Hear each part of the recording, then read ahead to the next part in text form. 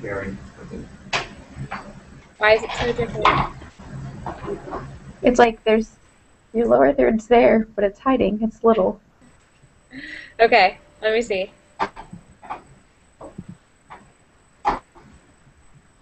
Don't turn on the original lower thirds that's at the top right. Just make sure that's off. 'Cause that's what it is, the red thing is.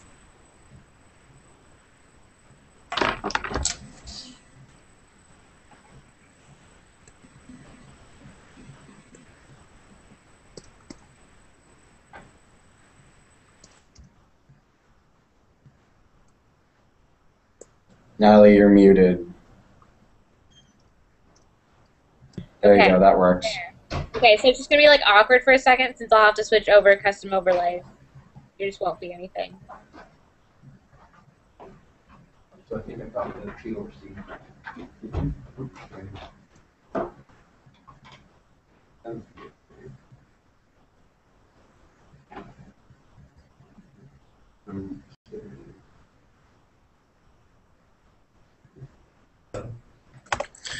Hey everyone, welcome to our second live chat of the semester. My name's Gavin, and I'm a junior studying astronautical engineering here at USC. Tonight we've got a bunch of Viterbi engineers lined up to talk with you and help answer some of your questions regarding student life here at USC. I'll let them introduce themselves in a minute, but first I'll show you guys a little behind the scenes. For those of you who were able to join us last weekend at the Viterbi Expo, you might recognize that we're here in Ronald Tudor Hall, our central engineering building on campus. We've got one of the study rooms all to ourselves for the next couple hours, and I've got Steve here. Say hi again, Steve. Hi, everybody. He's helping moderate the chat and helping feed me your questions. Steve's a senior studying biomedical engineering. With that, I'm going to have tonight's team start introducing themselves. So, Brenton, why don't you get us started?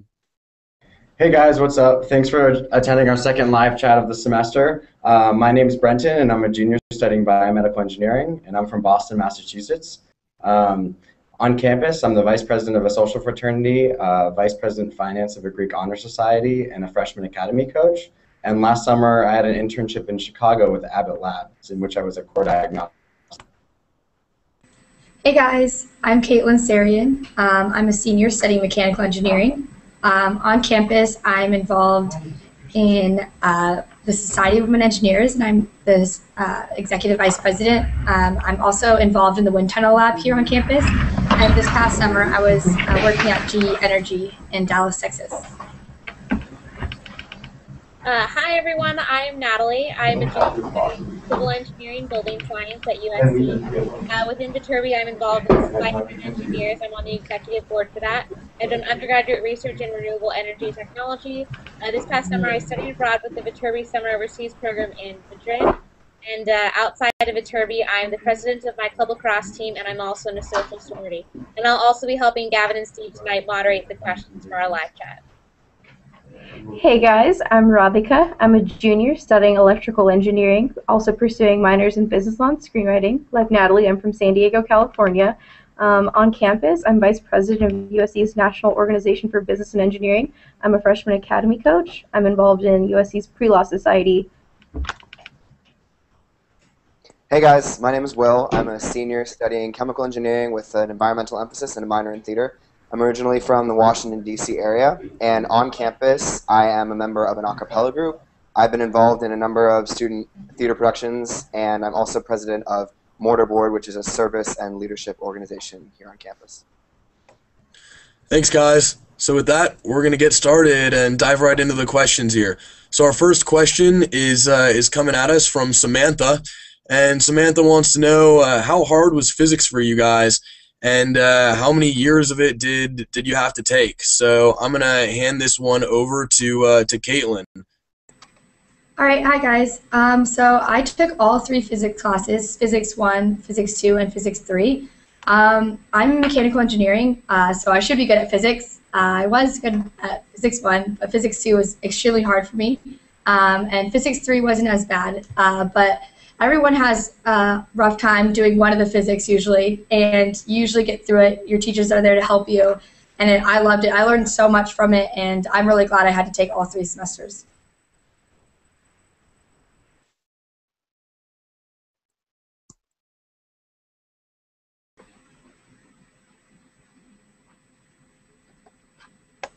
Hey, Brenton, can you unmute yourself? I think you might be muted right now.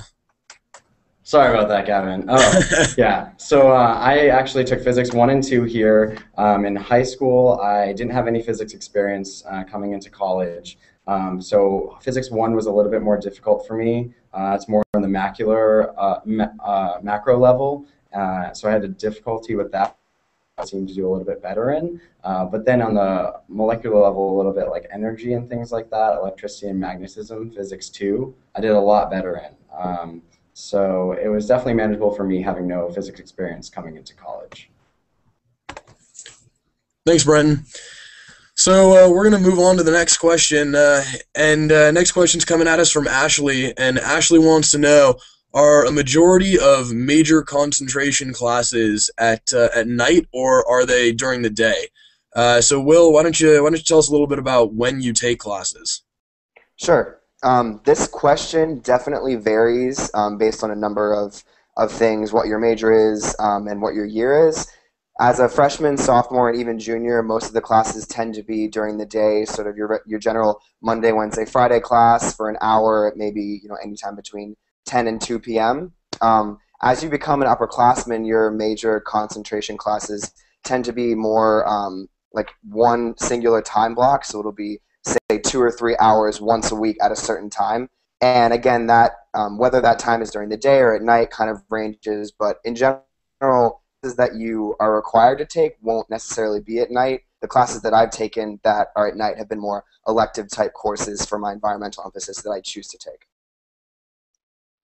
I agree with Will. It just really varies. I know personally for electrical engineering, what tends to happen is that our actual classes will be during the day between 10 to 2 p.m., and most of the labs will end up being for 3 hours at some point in the evening.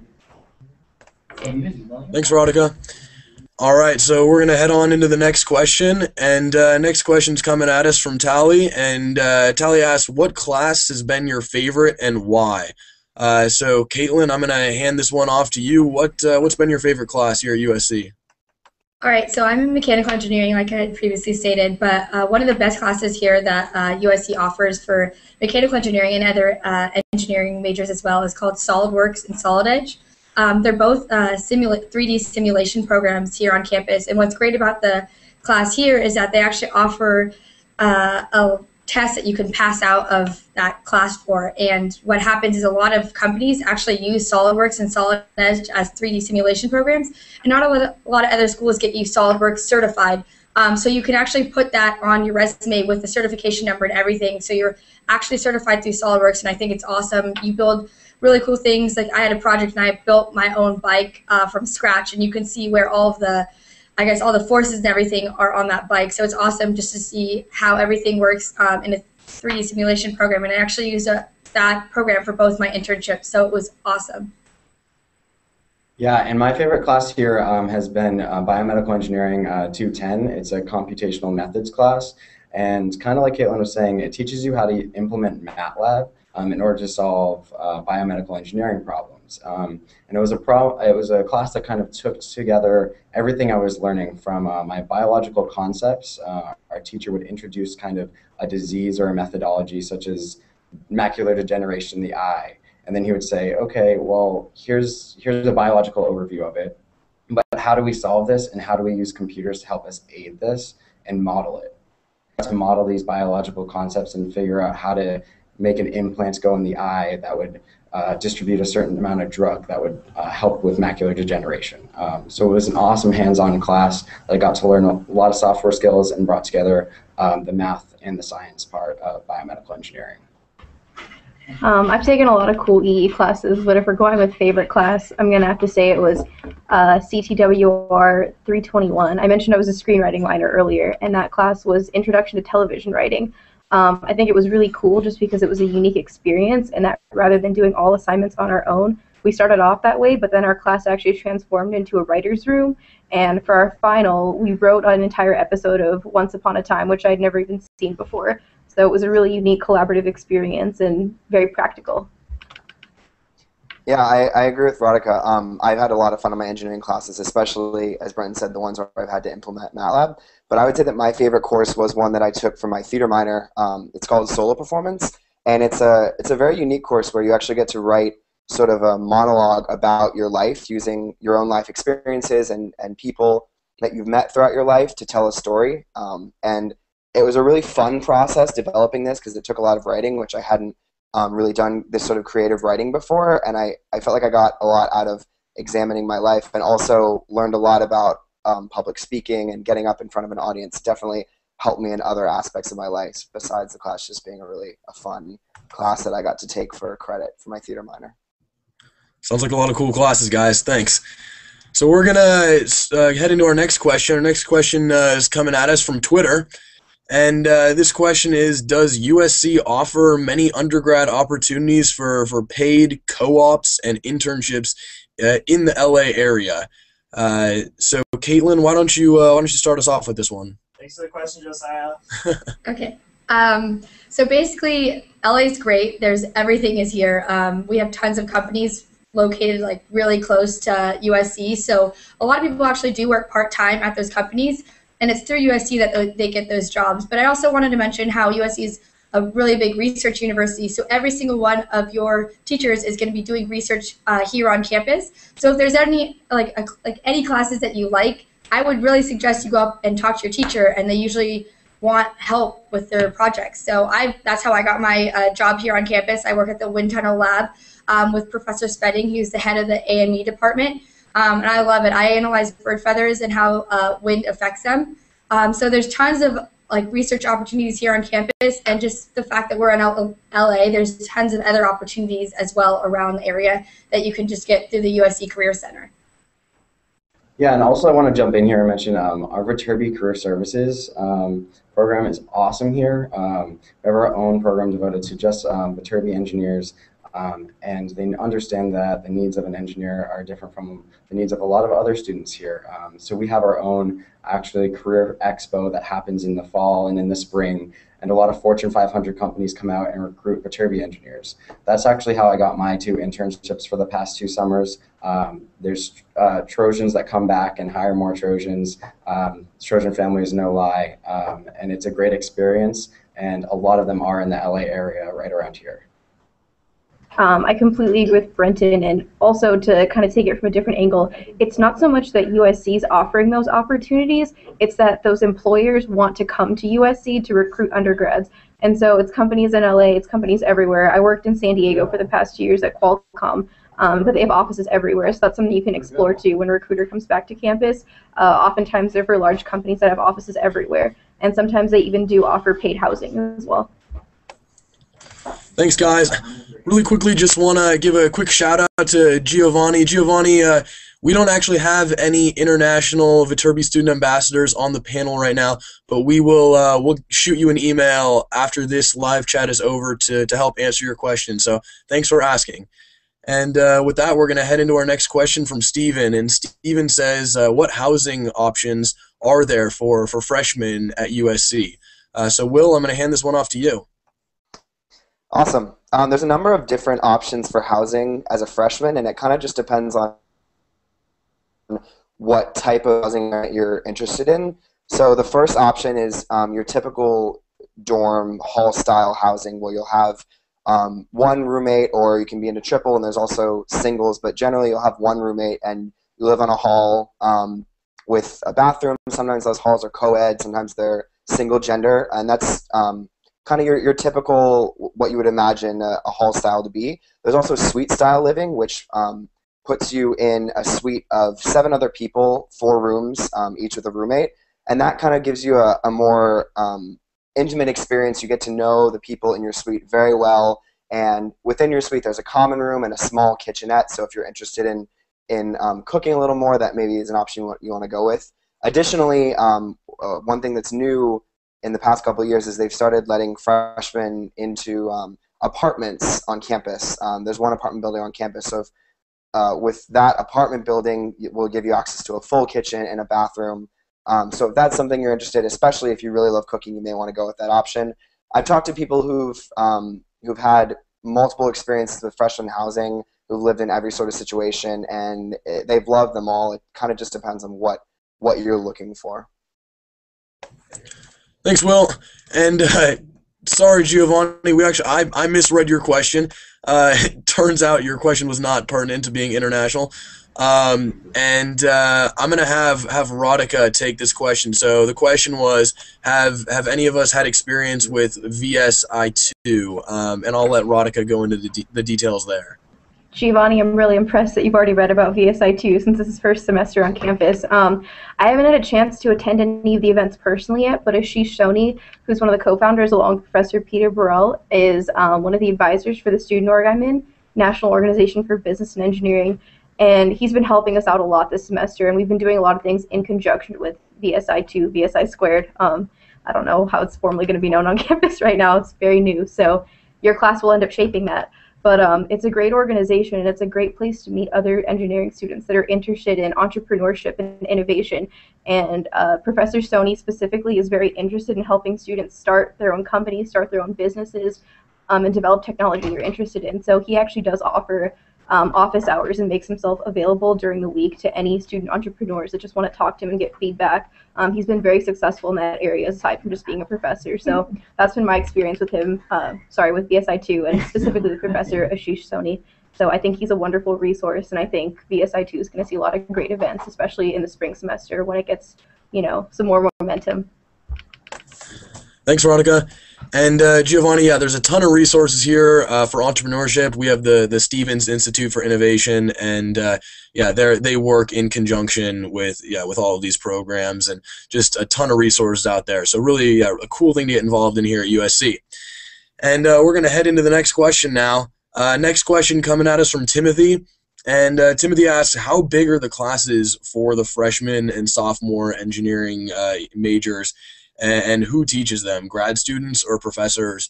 And I'm going to just quickly answer part of that, and that is that USC prides itself on not having grad students teach any of your courses.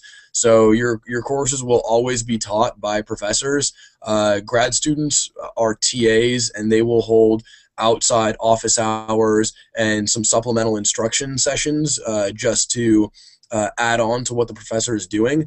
But the professors themselves always have their own office hours. They're the ones teaching the courses, and so you never have a professor who is maybe too involved in their research to bother going to class that day. That doesn't happen here at USC. But regarding class sizes, I'm gonna hand this off to Caitlyn. Caitlyn, what's been your experience with class sizes here? Class sizes have never been an issue. Freshman and sophomore years around. I would say around 40-ish students, but there's always a TA there to help you just in case you feel that this class size is too big. But also your teacher's always willing to help you as well. There's always teachers' office hours. So you can always go to your professor and ask for help personally, or you can just go to the TA and ask for help. I've never had any problems with class size at all. And teachers really want to help you personally. If you tell them that you have a problem, they will work one-on-one with you to get you to help you understand the concept or just help you to get your grades up. I'm actually working with one of my teachers, and I meet with him every week just to make sure that I'm on track for his class, because it's really easy to fall behind in. Also, when you get to upper division classes, the class size usually gets a lot smaller as well. So I've never had a problem with any class sizes, but Brenton can also help answer this question as well. Yeah, absolutely. So class sizes, you're going to have a multitude, especially being a biomedical engineer. My chemistry class was huge. It was about, I want to say, 100 students per lecture. Again, piggybacking on what Caitlyn said, office hours are there. Supplemental instruction is there to help you form a relationship with your professors and the TAs involved in the class, so you can really learn and master the material. But then you have writing 140 classes, which are about, I think there was about 18 kids in my writing 140 class. So it's very personalized. And also, as Caitlyn said, as you get up into the upper division classes, and you're not dealing with all the general chemistry, the general biology classes, things of that nature, your classes will become a lot smaller, intimate, and you'll be dealing with a lot of the same students in your classes because they'll be the ones in your major. Thanks, Brenton. Next question's coming at us from email. Thanks, Tyler, for the question. And Tyler asks, what are Viterbi students doing with alternative energy solutions? Which professors are working on these projects? Which majors? All that cool stuff. So, Radhika, what do you know about on campus regarding alternative energy stuff? So I know it's a common thing that a lot of people think that when you're focusing on alternative energy, it's all environmental engineering. But within electrical engineering, one of the focus tracks is actually power and power management. And there's a number of elective courses you can take as a senior in your upper division elective units that deal with various types of alternative energy solutions. I'd have to look up the professor list because I'm actually not doing this track, but there's a lot of cool stuff going on there with solar energy and just power management integrated circuits that you can work on towards alternative energy solutions. Yeah, I'd agree with Radhika. There's a number of different classes within both in the environmental engineering program and also the civil engineering program, mechanical and electrical engineering, because this topic definitely spans a lot of different majors. As I said earlier, I am a chemical engineer with an environmental emphasis, so I've been interested in renewable energy and sustainability. I'm actually taking a course next semester in sustainable design and construction that looks at LEED certifications. Additionally, there's a number of research opportunities. I know Natalie, who we saw here earlier, who's doing some behind-the-scenes work, did work with the Solar Cities project here at USC. So there's a number of different research opportunities if that's something you're getting interested in. Additionally, there's classes that you can take sort of with the specifications within your minor if you choose to an emphasis within your major like I did with the environmental emphasis. Cool, thanks, Will.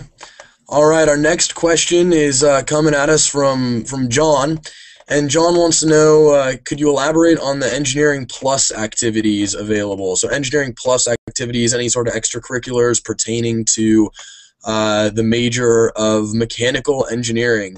So Caitlyn, I'm going to hand this one off to you.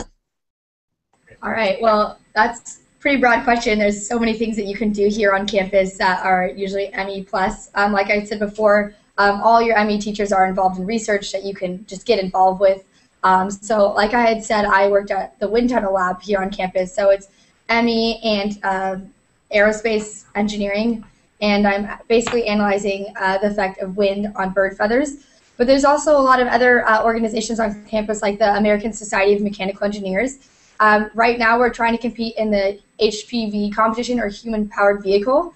And it's awesome. We actually built it from scratch. We're actually using the program SolidWorks, which I had just explained to you about.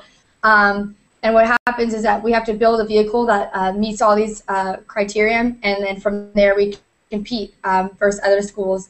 So those are just some of the things that MEs can do, but Gavin can also explain some of them as well.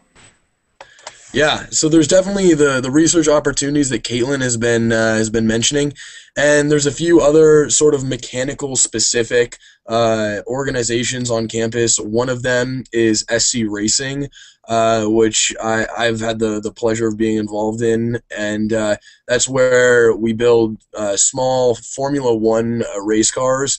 And it is sort of mechanical engineering specific, but SC Racing, Aero Design Team, and Rocket Lab, all student-run organizations that are sort of mechanical, aerospace, astronautical. None of those have major requirements. In other words, you could be an environmental engineering major, you could be a chemical engineering major, and you could still work on those teams. So you're not excluded from working on anything based on your major. So if you wanted to be in a mechanical engineering extracurricular, and you don't necessarily want to study mechanical engineering entirely, that's totally fine.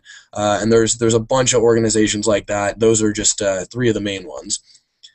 And we're going to move on into the next question now. And actually, it's back at you, Will. We've got a question coming in from Twitter. What kind of environmental study are you involved with? Alternative energy, oil, etc. And what classes in theater do you take? So I'm going to let you go from here. Awesome. So as I said before, I'm not actually involved in any environmental research, but the classes that I've taken for my environmental emphasis are I've taken a course in water remediation, additionally sewer and water system design, and I'll be taking that course next semester in sustainable design systems. So not involved in any research, but there are research opportunities as well as classes you can take. In terms of theater classes that I've taken for my minor, there's certain classes that are required, such as Intro to Acting and Theater 130, which is a class where you have to crew a show, essentially. After that, it's kind of just electives that I want to take. So personally, I've taken acting classes. I took that solo performance class I mentioned earlier. Additionally, I took a class called Theater in the Community, which took a more academic look into how theater can be used for social changes. There's also classes that you can take if you're interested in, say, the musical theater minor, which are sort of go along with theater, such as musical theater audition or musical theater workshop, where you get to work with a professor to sort of develop songs that you might use to audition for musicals. So I'm actually taking one of those classes next semester as well. Thanks, Will. We've got another question coming in from Steven, and Steven wants to know how manageable is it to major in engineering and do sports?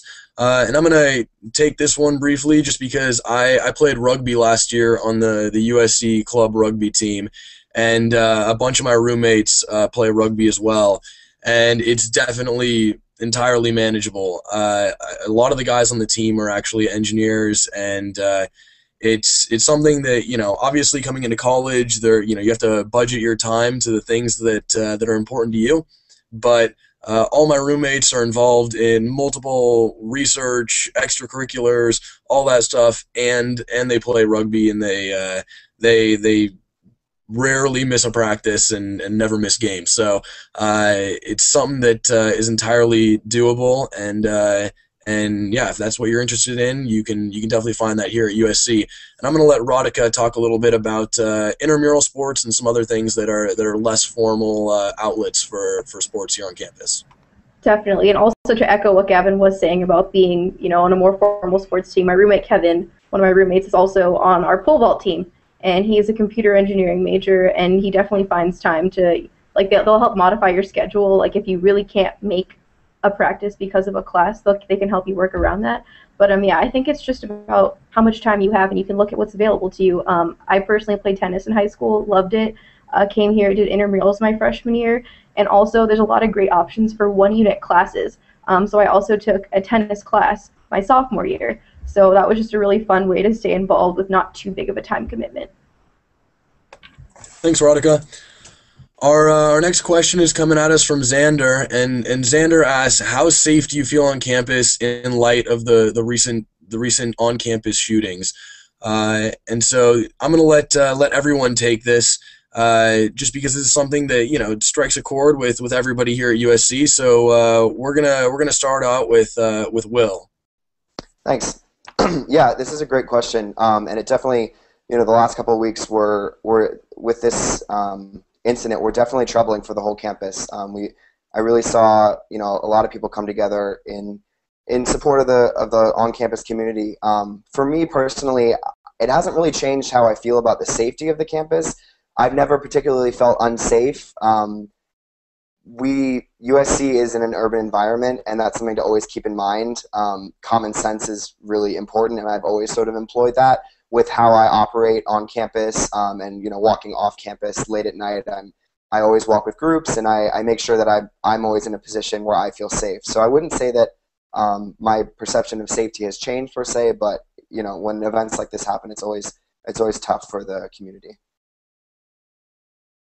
Yeah, I agree with Will. It was like a horrible incident that happened, but we do live in an urban neighborhood, and things like that are going to happen anywhere, at other schools too. So although you might be looking at the school and then you see that happening, you have to keep in mind that this stuff happens to a lot of other schools as well. But it was a horrible incident, but I've never actually felt unsafe on this campus. We're all engineers. We stay up really late or at the library till like 2 or 3 in the morning. But we do know that we should walk back. We also have a campus cruiser, which is basically like a carpool system where they can come pick you up wherever you are and drop you off where you live. So that's awesome. I use that all throughout sophomore and junior year. And we also have a blue light system on campus. So if you ever do feel unsafe or something happens, you just go to a blue light telephone, and you just pick up the phone, and it goes directly to the police, and the police will get there as soon as they can. And usually it's pretty quick. I was told like 2 or 3 minutes. So I've never actually felt unsafe on this campus. Incidents like that do happen, and they're horrible, but you just kind of keep moving, and it never really affected me as much. Just be safe and be with other people while you're walking back late at night. My sentiments very much echo what Will and Caitlyn had to say. It's just use common sense, stay in big groups, and the one thing that I've learned here is even though I don't personally feel unsafe, not to take my safety for granted. So just always being aware of surroundings and little things like at night, like maybe not blasting your music so you can just see what's around you. And I think the local security in the community is really friendly too. I've actually, like, I feel like I know them now, like from walking the same routes, and there's just that nice feeling of familiarity. Like it's the people around the surrounding community love the school, and that's just a nice feeling. Yeah, I think yeah, your guys' sentiments certainly echo most of the campus. And I was talking to someone just last weekend at the Viterbi Expo here on campus, and one of the resources that was mentioned was Campus Cruiser, and it's something where students it's a on-campus job. Students drive around these cars, and you can call them, and they'll pick you up anywhere within, I don't know what it is, like a 1.5 or 2 mile radius of campus, and take you to anywhere within that circle. And I was asked, do people actually use that? And the answer is yes. It's a great resource on campus, and certainly, yeah, one that I've used many a time. So great thing to have here at USC. Got a couple of quick shout-outs really fast. Josiah, we'll get to your ISE question in the next half because we've got Cassandra who's going to be coming in, and she's an industrial and systems engineering major. And Anthony, as soon as Brenton gets his computer back up and running, we'll get to your question about BME. Brenton is currently having some technical difficulties, but we'll get to that just as quick as we can. Question that we're going to next is from Garrett, and Garrett asks, how diverse are your engineering classes with respect to women, minorities, international students, etc.? So Caitlyn, I'm going to hand this one off to you first. All right. Our engineering classes are actually extremely diverse. Every single major is completely different, and all of them have different people in them. Obviously, I'm a woman, so I'm involved in the Society of Women Engineers, and this past class, this freshman class, there's actually 38% women in this class. And I think the average is around 33% women, which is way higher than the national average, which I love. And also, I'm Armenian, so I'm pretty different than most people here, but I never feel uncomfortable. There's tons of other people, and it's not just like tons of white people at USC. There's a lot of diversity here, and that's what I love about it. Yeah, USC actually has the largest international student population of any university in the country, fun fact, and we definitely get to see those people in our engineering classes. I can tell you personally that just among the people I study with and that I've made friends with here in Viterbi, I have friends from South Africa, Abu Dhabi, Germany, Spain, and China. So never a shortage of exciting people to meet. Thanks, Radhika. Yeah, one of my favorite buildings on campus is the VKC building, which has a big globe on it, and outside there are flags around the entire building, and every flag represents at least 2 students on campus. So there are at least 2 students on campus for every flag from an international country. So just really cool to walk by and to see Argentina and Tunisia and just all sorts of countries just from everywhere. So really cool building, and it definitely shows USC's diversity. So we're going to move on to Jacqueline's question. And Jacqueline asks, what's one opportunity that you think Viterbi students should not miss? So, Will, what is it for you?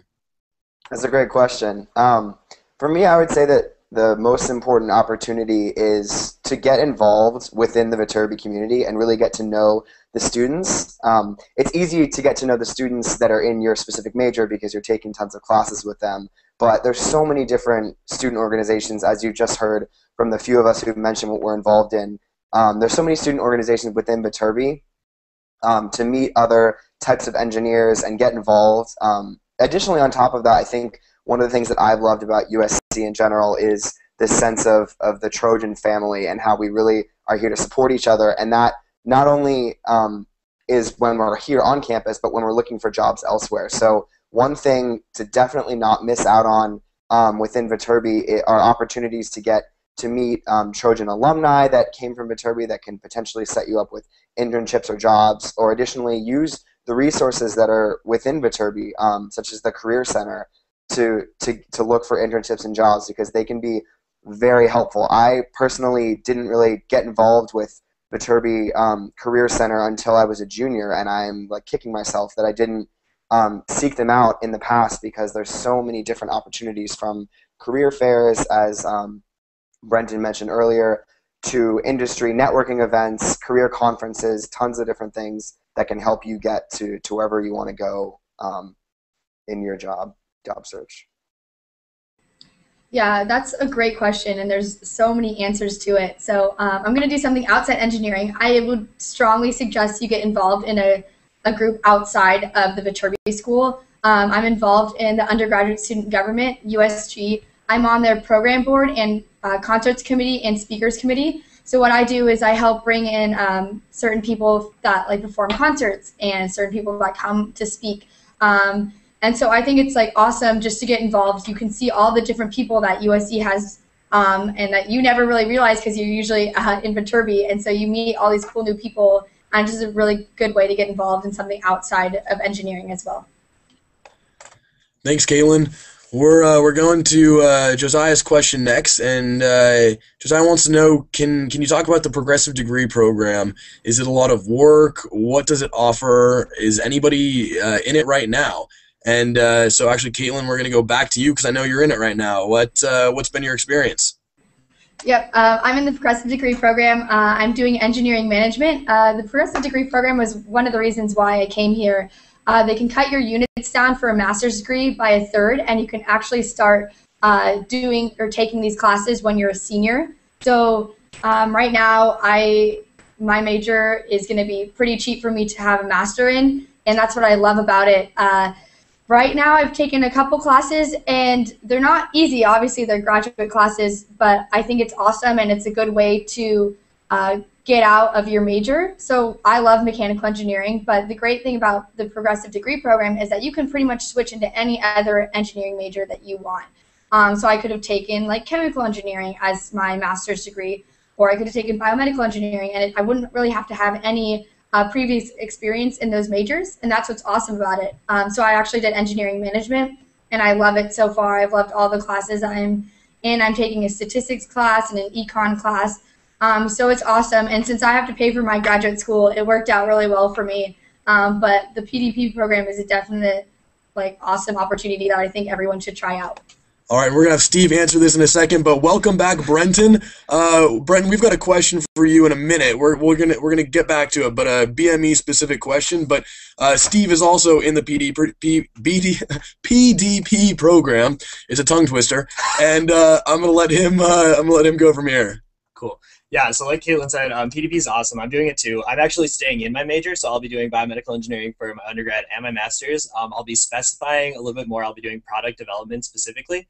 There's a couple other, I might actually switch that still, but I took 3 units of it this semester. I'll be taking 6 next semester, and then I'll only have 12 units left to take all of next year. So yeah, as Caitlyn mentioned, it's a huge money saver, huge time saver. Plus, you know, I want one more season of USC football to go to, so I'm not ready to leave yet. So fight on. Thanks, Steve. We're going to go into the next question here. And this question's coming at us from Michael. And Michael wants to know, how did we all pick our specific field of engineering? So with that, we're gonna start off with Radhika. What made you pick electrical?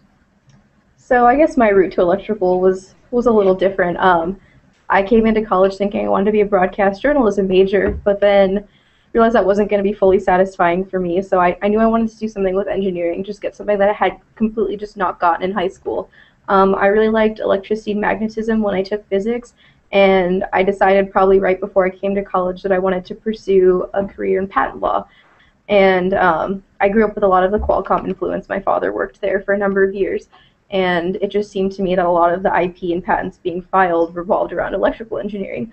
So I picked that one, stuck with it, haven't looked back since then. Great. Yeah, I would say that my My choosing chemical engineering definitely came from my love of chemistry in high school. I took AP Chemistry as a sophomore, and I had a fantastic teacher, and I absolutely fell in love with the subject. But in deciding what I wanted to major in, I talked to my brother, who is a mechanical engineer, just about what engineering was in general. And from hearing what he described about engineering, I knew that I wanted a little more than just chemistry. I had always loved math, and I was really looking for that extra application of chemistry, so that was how chemical engineering really ended up being the perfect major for me. Yeah, so mine's a little bit different. I had no idea what I wanted to do for engineering. I just knew I wanted to do something that was involved with engineering. And for some reason, when I was going into school, I thought that I needed to pick a major instead of going in undecided. I thought it'd better my chances, but at USC it doesn't really matter, which I didn't know that. Basically, they just take a certain amount they say, I'm going to take this many engineers, and that's how many they're going to take, and then they realize, oh, this person is in this major, and they realize that all after they decide everything. So it didn't really matter what major I went into at the beginning, but I didn't know that. So I chose mechanical because it was like the most broad, and I knew I could go into other stuff from there. But I ended up loving it, so I stayed with my major. And for me, biomedical engineering combined the best of both worlds for me. I really loved AP Bio actually in high school. Liked the organismal kind of model on how organisms worked, but also healthcare interested me a lot more than anything else, and I didn't really get that application in high school. So going to college and really understanding how math and science came together to impact the healthcare field and what I could do after that with a degree in biomedical engineering on the business side really interested me, and that's why I'm a biomedical engineer today. Thanks, Brenton. And yeah, it looks like I've got to watch out. Radhika, broadcast journalism, is going to be stealing my job soon. Anyway, moving on to the question. Actually, going back to the question for you, Brenton. The question from Anthony was asking, can I go to pharmacy school with a bachelor's degree in biomedical engineering? So why don't you talk a little bit about the opportunities with a BME degree? Absolutely. As a biomedical engineer, you're kind of a jack of all trades, I like to say. You know biology, you know chemistry, you know a little bit of physics, you got your engineering skills under your belt, and there's a lot of different options at the end of the day. A lot of people in my classes right now are looking towards med school. They're looking at pre-law, they're looking at pharmacy school, which is a definite possibility. Then there's people that want to do research right after, go right into the research field and kind of concept new devices, and then people like me kind of want to go into the consulting field a little bit more on the business side, where you apply those biomedical engineering concepts, but in a business type setting in the healthcare industry. So there's a multitude of options with the biomedical engineering degree, and pharmacy school is definitely one of those options. Thanks, Brenton. We're gonna head on to a question from John on Twitter. Thanks, John. Question is, do you guys tap into the greater LA community, or are you usually on campus? So is it safe to venture off campus, especially around the UV? And what kind of things do you guys do off campus? So I'm gonna hand this one off to Radhika.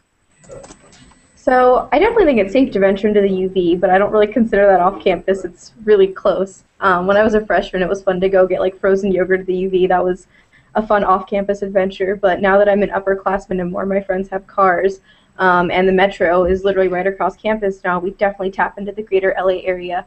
One of my favorite things to do, since I am from Southern California and I had a little bit of knowledge of the area coming in, is to take my friends to Little India, which is actually in Artesia. I was actually there just last week for some Diwali shopping, so I got some new saris, took my friends to my favorite lunch buffet, got my eyebrows threaded, so you can see they're looking good. And also, we take the opportunity to try out new restaurants all over LA for anyone's birthday. We usually use that as a good excuse. So there's like a core group of like my 6 roommates, and anytime it's someone's birthday, we make it a point to try out a new place in LA. And I have to say my favorite place thus far as ambiance goes, was Yamashiro in Hollywood. You guys should Google it. It's beautiful, probably the best views of LA I've ever seen. So definitely, if you come here, please don't miss out on that opportunity. Yeah, for me, safety has not really been an issue in LA. Again, it's an urban environment, it's a city. Common sense is important to keep in mind, but additionally, just like Radhika, I've really taken the opportunity to venture out into LA.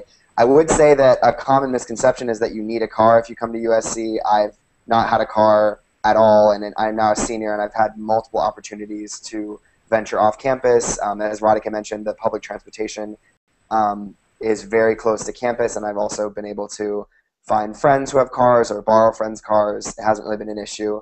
I've used the surrounding LA area to go to different restaurants, comedy shows, go to different costume shopping for, I'm in an a cappella group, so we do a lot of themed concerts, so I'm always constantly going to different places in Hollywood to find unique costumes.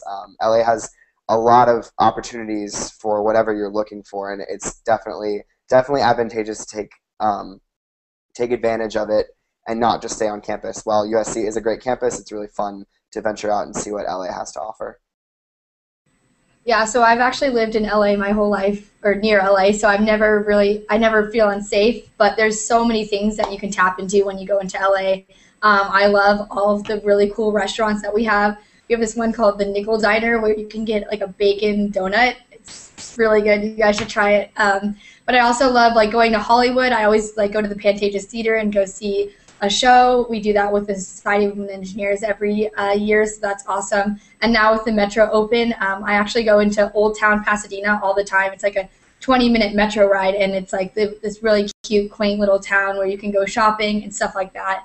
And I also love this place called Santee Alley, which is in the heart of LA, and it's basically you can get everything for like dirt cheap, and they have like the craziest outfits.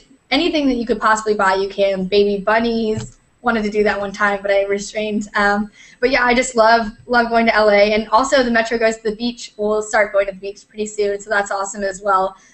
Everyone loves the beach, so yeah, I never feel unsafe, and there's plenty of things to do in LA that you can go to. And just to mirror all the VSAs, what they said is totally true. I'm from Boston, so exploring is one of my favorite things that I like to do. But also, Freshman Academy helps a lot with that. So Radhika and I are both Freshman Academy coaches, and it's a 2-unit class that all first semester engineers take. And during the class, there's 2 coaches that help to act as mentors and a professor that teach the class.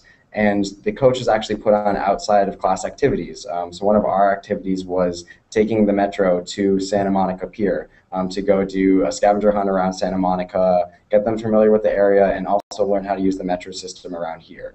And a lot of people do a lot of different activities around LA to show them how the Metro is really applicable to getting to all parts of LA and the different things that are available to them here in this neighborhood. Thanks, Brenton. Our next question's coming at us from Tony, and Tony asks, how much essay writing do engineers do? So we'll go to you, Will. How often are you writing papers? What are they about? How long are they? How awful is it? Well, engineers definitely have to write papers, so I'm sorry if you thought that you were going to major in engineering and get out of that. You'd be wrong. But I've actually seen it personally as a benefit. I think Viterbi really stresses the engineer that can do more than just calculate things, the engineer that knows how to communicate their ideas. I think that's really important, especially in the type of global environment we're in now.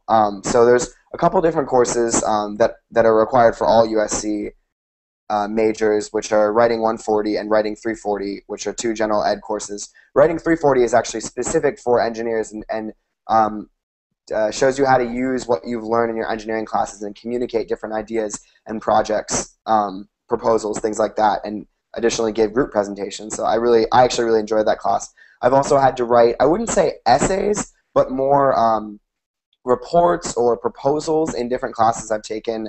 In my heat transfer class right now, we were given sort of an open-ended project to give a presentation on anything we wanted to relating to heat transfer. So we took an idea of like a jacket that had a cooling system and sort of marketed a product and ended up giving a presentation, and we had a written proposal on the side as well. So I wouldn't say in the engineering classes you're writing essays, but you're definitely using your writing skills to communicate your ideas, whether that's in a project or a proposal or pitching an idea to a group. Yeah, and I want to piggyback on that and say, don't forget your general education classes as well. Sometimes those papers will sneak up on you, and I know the couple of general education classes I had, my freshman year I had The World of the Hebrew Bible, and those were actually, I think, 3 10-page like actual research papers. I needed to go to the library, spent a pretty significant amount of time on them, spent a lot of time in the writing center to help me out with those papers. And then this semester, I'm taking Chinese Lives and Introduction to Chinese History, and I'm also doing a lot of writing for that, for actually papers that I have to submit for that throughout the course of the semester. And actually, Radhika and I are in BUAD 301, which is Technical Entrepreneurship. It's a class that focuses on entrepreneurship for engineering students, and we actually have to write an opportunity draft paper dealing with our concepts. So we have to come up from conception, a business from conception, and then we have to deliver an opportunity draft as well as PowerPoint at the end about our business, what it does, and why it's going to be successful in today's marketplace. Thanks, Brenton. We're going to move on now to Yasmin's question. Yasmin asks, is it hard to have a social life while being an engineering student? So very, very common question we get, and I'm going to hand this one off to Caitlyn first. All right. Hi, guys. That's a great question, and I definitely think it's pretty easy to have a social life, well, at least for me, on campus. I am involved in a lot of things, so it's a little bit harder now for me to have a social life, but I am involved in a social sorority off campus, which I'm pretty sure they're all watching me right now, so what's up? But yeah, it's actually awesome. I'm involved in other stuff outside of Viterbi as well. Like I said, I was involved in undergraduate student government and a lot of organizations like that. It's really what you make of it. Viterbi prides himself on having really well-rounded students, and so they want you to actually go out and have a social life, get involved in other organizations, and that's why I love the school. They don't expect you to be behind a desk the whole time. They really want you to be out and learning, because you actually learn the most, at least for me, when you're hands-on and out there and interactive with other students. So I think there's definitely opportunities for social life. Yeah, I totally agree with Caitlyn. Coming to a school from Boston to the West Coast, one of the my significant things in looking for a college was engineers that were outgoing. And Viterbi definitely fit the mold for me there. Being vice president of a social fraternity right now and getting involved in different things around on campus, like Caitlyn said, it gives you a lot of different exposure to people inside Viterbi, outside of Viterbi, and your USC family in general. So it's definitely not hard to have a social life here as an engineer. It comes down to time management, knowing when to crack down and just focus and do a lot of work so you can go out, have fun, go explore LA and hang with your friends, maybe even go see a movie. There's definitely time to do it all here, and that's what I love about Viterbi. Caitlyn and Brenton are absolutely right, but to think of it from like a social life from a non-traditional point of view too, like one thing I love about USC and Viterbi specifically is that I get to do a lot of my work in groups. And so even if you don't realize it, working in groups is still socializing. So I get to play comedian for a couple hours every night while we're doing problem sets, and like that's still fun for me because I still do get to hang out with my friends. Like it's not necessarily ideal, the situation that we're in, but it's still fun. I really do enjoy still doing homework with my friends, and it's still a way to build your social life. Thanks, Radhika. We're going on to a new question from Caitlyn, and Caitlyn asks what's the difference between biomedical engineering and bioengineering, and which one is more hands-on. So really quickly, we don't have bioengineering here at USC. We just have BME, biomedical engineering, but it's definitely a hands-on type of major. I'll let Brenton talk about the hands-on opportunities of BME. Absolutely. And just to piggyback off that question, our actual first textbook in our Biomedical 101 class, or Introductory to Biomedical Engineering, was actually called Bioengineering. So biomedical engineering actually combines both worlds. You get a little bit more an overview on how it's applied in a medical sense, in hospitals and other things like that. But it is bioengineering in sense. And then our hands-on here is awesome. As you've heard today, it's a research university, so all the professors are doing research, From when you get here as a freshman, if you like a professor, all you have to do is shoot him an email or talk to him after a class and say, hey, I just wanted to know, what are you doing in your lab? They'll be gracious to talk to you. And then after that, if you have a good relationship with them, you might even get to work in their lab. I know our current professor right now, Professor Jorginho, is studying cancerogens and how they work in the body and maybe even a solution to cancer eventually. And then there's other people that are working on prosthetics, medical robotics, anything from that. So there's definitely hands-on from the start here at Viterbi in biomedical engineering. All right, and we're going to have Steve, who's also BME, help answer this question. He's, here he is. Hey guys, sorry about that. I just want to add on, I'm a BME, I'm a senior, and right now I'm in senior design class. I want to talk about that cool opportunity. So my group right now is working on a project. Basically, they give us like all these sensors, like we have hand dynamometers, we have like blood oximeters, we have force plates, we have accelerometers, and they're just like, come up with anything you want to use these like sensors to like help in a clinical setting, in a research setting, anything.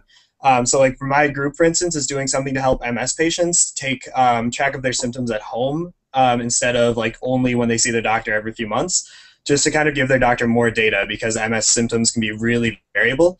So to be hands-on, we actually we use 3 different sensors. We use hand dynamometers, which test your grip strength. We use an accelerometer to do a finger to nose test, which tests for coordination and muscle control. And then we also do use 2 force plates to check their balance. And so we're developing this whole system from the ground up, writing all the code for it, but then we're actually like using this. Like we can take readings, we can make measurements, we can analyze the data, and we can look for cool trends and patterns. And so it's just a really cool, and like some other groups are doing ways to like do sobriety tests using like a webcam or like a system to help do a lot of the menial tasks that like nurses might have to do when we first get to the doctor, like take your blood pressure, take your like temperature, all that kind of stuff, just in an automated system. So there's a ton of hands-on opportunities in the curriculum in addition to the research that you can do outside of class. All right, thanks, Steve. So we just got our 2 BMEs to hopefully cover all the bases there. And we're going to head on into the next question. And the next question is, have any of you studied abroad? And so really quickly, I was fortunate enough to study abroad this past summer in the Viterbi Abroad program, which is USC's summer study abroad program. I went to Madrid. It's a 2-month-long program. I got to explore the city and take 2 classes while I was there. So a lot of times people worry about being set back in the academic career in studying abroad, but it put me forward. So I got a couple units out of the way, got to take a couple cool classes. But the real study abroad master is Will, and I'll let him go into all of his study abroad adventures. What do you got to say, Will? Thanks, Gavin. So I have now studied abroad twice in my time at USC. Once was the summer before last. I studied abroad with the Viterbi Summer Overseas program in Rome. As Gavin mentioned, it's a fantastic program. I took 2 courses and even got the chance to get a little ahead in my coursework, which was fantastic. Additionally, I studied abroad last fall at the University of Edinburgh through a semester abroad program through the USC study abroad office. So this is not, engineers don't typically tend to study abroad during the semester, but it definitely is possible, and I know of a few people who've done it, and I would say if you're interested in doing it, don't let engineering deter you. I've been able to study abroad, and I'm going to finish a minor, and I'm graduating within 4 years, so it's definitely possible. And the experience that I got taking a semester abroad was fantastic. I got to study chemical engineering in a completely different country. I met the Edinburgh is such an international city. I met students from all over the world who were taking engineering with me, and just students who I interacted with through the different organizations I was involved in. I even got the opportunity to continue theater. I was in 2 shows while I was abroad. So it was a phenomenal experience, and I was glad to have been able to go through with the semester abroad. It's not always typical for engineers to do it, but I was able to make it work, and I think USC really tries to help the engineers fit it in as much as possible if it's something that they know they want to do. Thanks, Will.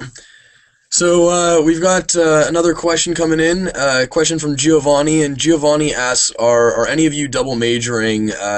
Giovanni's really into business, and just really quickly, I'm actually an entrepreneurship minor, and that's through the business school, and there's a lot of really cool resources for business minors, business double majors. I'm gonna let Radhika take this first part of the question, and then I think Radhika is going to say goodbye. So, Radhika, why don't you start us off? Well, Giovanni, let me tell you, you're not alone. I think a lot of us see the value in studying both engineering and business. As I mentioned earlier, I'm actually vice president of USC's National Organization for Business and Engineering, and that was an organization I helped found my freshman year because me and my co-founders realized a lot of students were interested in both fields, and we actually wanted to help bring together Marshall and Viterbi students, as well as students that were interested in pursuing study in both schools. I am actually a business law minor, so I love that minor because, as I mentioned earlier as well, I want to go to law school, and it's been a great introduction to some of the basic law, just like legal information that I would need for starting a business. This semester I'm in international business law, which has been a great course, and the cool thing about this minor is it's only 16 units, 4 classes, pretty easy to sneak in there. And I'd say go for it. If you have the room for it, you want to study business, go for it. If not, there's great opportunities to meet business students and interact with business professors as well. Like Brenton mentioned earlier, we were both in that BUAD 301 class, which was technical entrepreneurship. So get involved, do what you're passionate about. Thank you so much for having me, guys. I'm going to peace now, but fight on. All right, Warren, and I know you're also double majoring, so this is particularly pertinent to you. Warren, introduce yourself, and let's hear what you have to say. Great. Well, thanks, Gavin. Hi, everybody. My name is Warren Tishner. I'm a senior double majoring in aerospace engineering and economics, originally from San Antonio, Texas. On campus, I'm involved in a variety of different things. The USC Air Design team. I'm a operations manager on that team, actually. I'm in the Center for Excellence in Teaching, also involved in a social fraternity. I'm a commercial pilot and worked at Boeing last summer, looking forward to returning this summer. And I think, Giovanni, that's a great question to segue into that, talking about the value of having both engineering background, technical thought process, product development, everything that goes on with the critical thinking that we get in engineering, and then also have that leaven with a sense of understanding, the market forces, how we interact in business, how to basically get the product out the door, and to put the heads and tails of the same coin into perspective. So for me, at least, I originally came in as aerospace engineering, just that one major by itself. That was rooted from my passion in being involved in flying and flying planes from 6 years old, 7 years old or so. And then I remembered back to high school. I was like, man, I love economics, and I think that's a really cool, interesting subject. And so I'm going to carry on with both of those. So I came in and originally, like I said, was just an aerospace engineering major. And then I added economics in my second semester of my freshman year. So that was my second semester here at USC. So I think the big takeaway is that you don't have to come in having all your majors declared all at once. That's one thing. You don't have to, you're not pressured to double major or anything, but if you do choose to, you can add it once you get here. And for me, it's really brought a whole, big scope of opportunities that I think have been enhanced by having a second major alongside of it. In Boeing, for example, I was working in aerodynamic performance engineering last summer, and that helped me use both the technical background in aerospace engineering, determining and figuring out how an airplane would perform based on several dozen, even hundreds of customizable features that you have, and then presenting that and putting into economic sense what that meant for the customer and ultimately if they're going to buy the aircraft. So it was a great combination of the two, and USC really helps you do that. And so I definitely would encourage it, and happy if you have any further questions via Viterbi email address to reach out and let us know, or any of my colleagues for that matter. Thanks, Warren. So yeah, if you have any aerospace questions, any questions about flying planes, all that cool stuff, definitely direct those to Warren. Just flew in. Just flew in, right.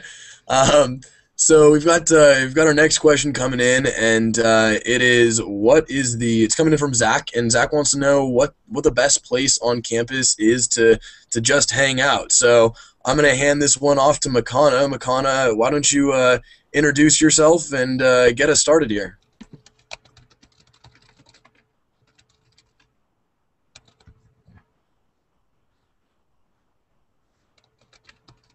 Hey, Makana, I think you're muted. You want to unmute yourself so we can hear you? Is that better? Perfect. Much of it. Great. Okay. Sorry about that, guys. My name is Makana. I'm a sophomore studying chemical engineering here at USC. Within Viterbi, I'm a tutor at the VARC, which is the Viterbi Academic Resource Center, and that's a free peer tutoring service offered to all Viterbi undergraduates here. I also do research in the biomedical engineering department with cardiovascular disease. And outside of Viterbi, I'm on the USC Ultimate Frisbee team. And last summer, I had an internship at a startup biotech company that was really cool. I was working on ocular drug delivery there, so that was a lot of fun. So the question we got from Zach was about campus hangouts. So that's a really great question. And typically, I like hanging out in the quad. I usually find that a lot of my friends on the Frisbee team will be around there. We'll usually throw a Frisbee around, you know, get lunch, hang out. That's a really great place to, you know, be around. In addition, I really like the campus center as a place to study, so that's right in the middle of campus, and that's where a lot of the restaurants are, and a lot of students hang out there, so that's a really great place to be if you're just kind of people watching or just hanging out. So Yeah, and for me, I was going to say the campus center too, but also the cinema school.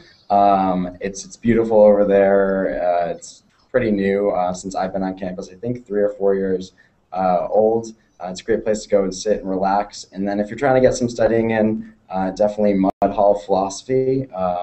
That's a little secret around here in the engineering school, but it's open 9 to 5, Monday through Friday, and it's just beautiful in there. Kind of looks like something out of Hogwarts, so it's a great place to get some scenic little books and hunker down and study.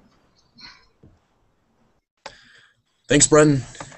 All right, we're going to head on to the next question now. A question coming at us from Emily, and Emily wants to know what is a typical day like. So I'm just going to start by handing this one off to Will. Will, what's your average day look like? Well, this question varies definitely depending on what day it is and what your schedule looks like. But for me, in general, I'd say my typical day is get up around 10 a.m. for lecture, have a couple hours of lecture, and then a break for lunch. And then maybe a couple more hours of lecture in the afternoon, potentially a lab. And then from between like 6 to 10 p.m. I'm in a show right now, so I'll have rehearsals for that.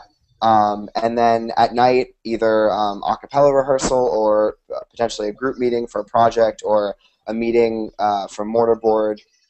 That's pretty standard for me. Yeah, and you can check out our Day in the Life webisodes if you actually go to the featured webisode right now on viterbivoices.usc.edu. I believe it's our fellow VSA Chandler's Day in the Life, so you can see what a average day looks like for a Viterbi engineer. But I'm actually gonna hand this one off to Warren as well. Warren, what's your typical day look like?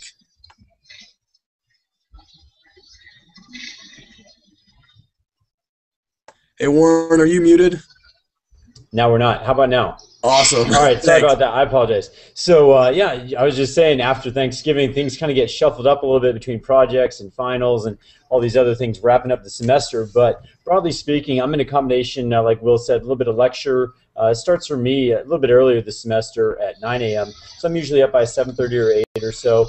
2 or 3 hours of lecture in the morning, get a little bit of a lunch break, and then maybe an hour or two more of my general education lectures in the afternoon. And then usually I'll shift gears and go into either some of the student orgs. We have our meetings, e-board meetings, the executive board meetings, etc. So I'll be an air design team. We're just getting ready to go for our second test flight, actually. Just wrapped it up, actually. So we've been in the lab all of last week, probably 3 or 4 hours a night. Not required, but obviously if you want to get your hands dirty and you want to get involved in how to build planes and so forth, think about the kind of opportunities you get when you're building the wings, doing everything from scratch, working 3 or 4 hours towards building an aircraft. Well, that's what I've been involved in this last week, getting ready for our test flight that we had this weekend. Otherwise, I have other organizations, sometimes out in LA, just kind of exploring my social fraternity, etc. So between all that, sometimes a little bit of flying, it really just depends upon the day. So I'd say it's about 3 or 4 hours or so of work on a heavy day, maybe closer to 2 or 3 or so that I'm doing work outside of class on the weekday. So that's about 15 hours a week or so, and then on the weekend usually it's about that much too. So keep busy, but it's a good combination, I'd say, of in class and outside of class work, and then of course having fun and just exploring LA. Thanks, Warren. All right, next question. Actually, quick shout out, John. We've gotten a couple questions about theater stuff from you, and we're gonna have Will answer those questions directly at the end of the live chat, just because they're pretty specific, and we've got a lot of questions in the queue, so we're gonna have Will get to you with those specific answers afterwards. But thanks for the questions. Next question is going to be from Sarah asking, do I need a bike to get around campus? And we're going to start off with Caitlyn. Caitlyn, what do you think? I actually thought a lot of people needed a bike on campus. When I first came and visited, everyone had, at least I thought everyone had bikes. I had a bike freshman, sophomore, and junior year. And then after junior year, I locked my bike to itself, and I was too lazy to go get it cut, so I just started walking to class. And I actually found out I liked walking to class a lot better. It takes a little bit longer, but you definitely don't need a bike. I live off campus on 28th Street, otherwise known as the Row, where all the fraternities and sororities are. And I never have needed a bike for campus unless I am going out really late to go study. And usually I just use Campus Cruiser at that point. But I've never felt the need that I needed a bike. You can definitely get around with walking. Yeah, I definitely agree with that, Caitlyn. For me, biking is kind of a way to relax or kind of get ready for class. Like I said, I have a lot of early morning classes, so getting the chance to get on my bike, get my heart rate up a little bit, pile into class, it's a lot of fun. Not to mention different kinds of bikes. Some people like having the smaller ones, bigger ones, etc. So it's kind of like a little bit of a personality thing. And obviously, you don't have to have just a bike. Some people, like Caitlyn, like to walk to class. There's longboards, skateboards. I've seen rollerblades, roller skates. I've seen unicycles. I've seen a whole bunch of different ways. Yeah, I don't even ask me. I'd be dead by the time I got to the street corner. But bottom line is you don't have to have a bike. For me, why I chose to go on a bike is it's pretty predictable, the time it takes to get from one side of campus to the other. It's not like, walking. There's a lot of people, et cetera. So I enjoy getting a bike. It's a little bit of scenic, gets my oxygen flowing. And they're pretty easy to park, obviously, so you don't really have a big deal of like, oh, am I going to be able to put it up before I get into class and will make me late, etc. So I recommend having a bike. I think it's a lot of fun. Not to mention if you want to go run some errands just north of campus, south campus, etc. It makes it a little bit easier to just kind of like go get those things done instead of just thinking about like, can I use a bike to get it to class and from class? Yeah, I actually totally agree with you, Warren. I chose to, or still choose to, longboard around campus to add to your long list of unicycle and whatnot. But personally, I love longboarding. Like Warren said, it's kind of like a skateboard. It's just a little bit longer. And it does really calm me down before class. I get, some blood flowing. It's a really nice way to relax. I did have a bike when I did volunteer at JEP, which is Joint Educational Project, which is a program involved in Viterbi. And I used to work downtown, and I would bike there. But I still choose to longboard around campus now just because it's a little bit easier. Thanks, Makana.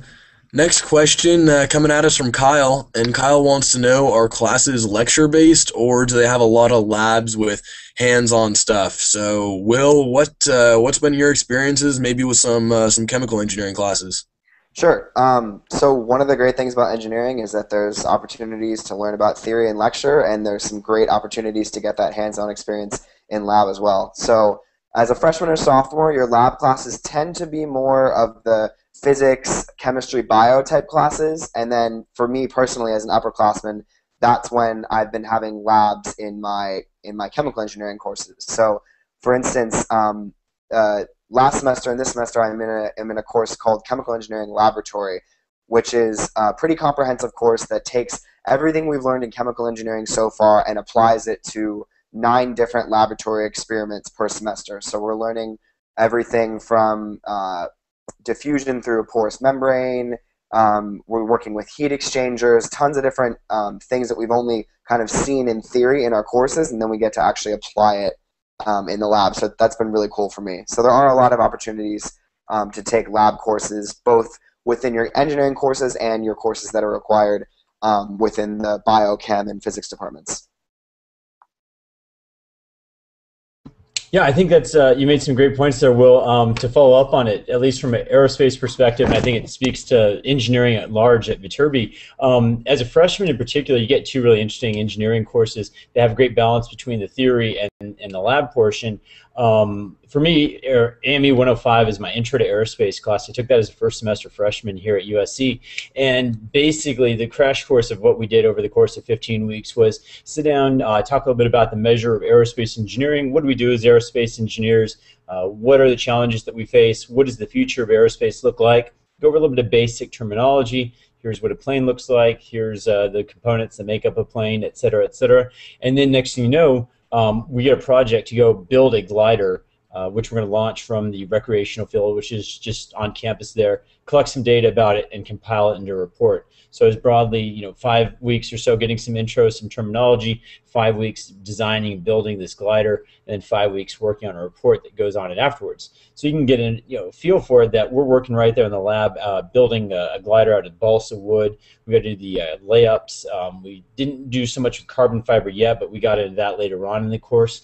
But basically, we're building our own plane is the bottom line within the first 10 weeks of our engineering studies here at USC in aerospace. And then from that, going out and taking up measurements at a basic level, but still the kind that you would be looking for, the information that would be relevant if you were to be doing a professional report, say at Boeing or somewhere else in the industry about an airplane. Another course, which we have some freshman academy coaches on here, but going back to the freshman academy where you're working with 30 or so engineers from across different backgrounds, the project is what the whole class culminates in. And so you got about 5 weeks or so, 10 weeks to work on just that project itself, and it changes between classes and year to year. But for me, the class had involved designing a craft that would walk across water, and we were using an Olympic-sized swimming pool. So you can imagine we had some people that sank by the time they got in there, and they were at the edge, and then some sank mid-channel, and then some sank at the end. But it was really cool, challenging, designing our craft. Ours is made up, by the way, of little garbage can type things that managed to stay afloat. We made it to the other side. But that's another one of our intro freshman classes that you get to use that project, not only the technical aspect of it or related to your major, but just working with other people. It's a really collaborative environment. And then I won't elaborate or dwell on a lot of details, but that also builds up into your senior courses. For example, if you work in an aero design team, that's in my opinion the culmination of what your classes work towards is the technical application of building an airplane. Within aerospace, there's also mechatronics laboratory, and of course you have your senior design project, which is basically saying, okay, you take a blank piece of paper, write what you want to work on as a project, and apply everything that you've done in your last 4 years here. So you can imagine in the end it kind of really culminates in a completely project-based class, and I think it's one of the funner parts of it. Thanks, Warren. All right, and we've got one question regarding industrial and systems engineer coming at us from Josiah. Josiah asks, is there a systems engineering course or only industrial engineering, or is industrial and systems engineering under the same degree? And that actually segues perfectly into another Viterbi student ambassador who's just joining us, Cassandra. Why don't you quickly introduce yourself and then discuss the industrial and systems engineering major for a little bit. Hi everyone, so I'm Cassandra. I'm a junior studying industrial and systems engineering. I run with the USC Marathon team, so we're all training to run the LA Marathon in the spring. I'm the Vice President of Corporate Affairs for the Society of Women Engineers. I also have been on the Catholic Center's leadership for the past 2 years. And last year I conducted research in a biology lab studying the 16S gene of microorganisms, and I also worked in the computing centers on campus. So as it happens, USC doesn't offer industrial engineering. We just offer industrial and systems engineering. And so at USC, what ISE is basically studying processes to make them more efficient, and whether that's in terms of like saving on company time, resources, just like getting rid of waste, basically, and saving a lot of money. So in your classes, you'll learn how to use Excel to solve these problems, or like linear programming is a class that I'm in right now, operations research. And what's cool at USC is that if you take certain paths in at ISC, then you'll get to take some business courses as well. So I am on the information systems track, and I have an operations management emphasis in that track. So I'm learning about how to manage your business. I'm learning about managerial different ways to manage this business and how to use technological platforms to shoot your business ahead of competition, and always being on the lookout for how to improve your company. And so I think it's a really cool holistic look as an engineer getting that business experience as well. So. Thanks, Cassandra. We've got another question coming in from Greg, and Greg wants to know, is engineering at Viterbi a cooperative environment, or is it a competitive one? And do you guys have any specific examples of this? So I'm going to hand this one off to you, Brenton. Yeah, absolutely. I definitely describe it as a cooperative, but also very collaborative. In a real world situation, Viterbi takes a interesting approach on how you would interact in a business type setting in the future. So engineering, from the past 2 internships I've had, you have to work with a lot of different majors, different people, and you have to know how to collaborate and work together. So from the beginning, in your freshman academy class, you learn how to do projects together. The classroom setups here are constructed collaboratively. So basically, you have a computer. If you turn around, and you have to work with one other person on your computer station in order to encourage that collaboration. And also, team projects are really big. In writing 340, in the engineering track of writing 340, you basically work on presenting a bunch of different topics. And so we understand here at Viterbi that it's a very collaborative work environment, and you're going to have to use that in the future.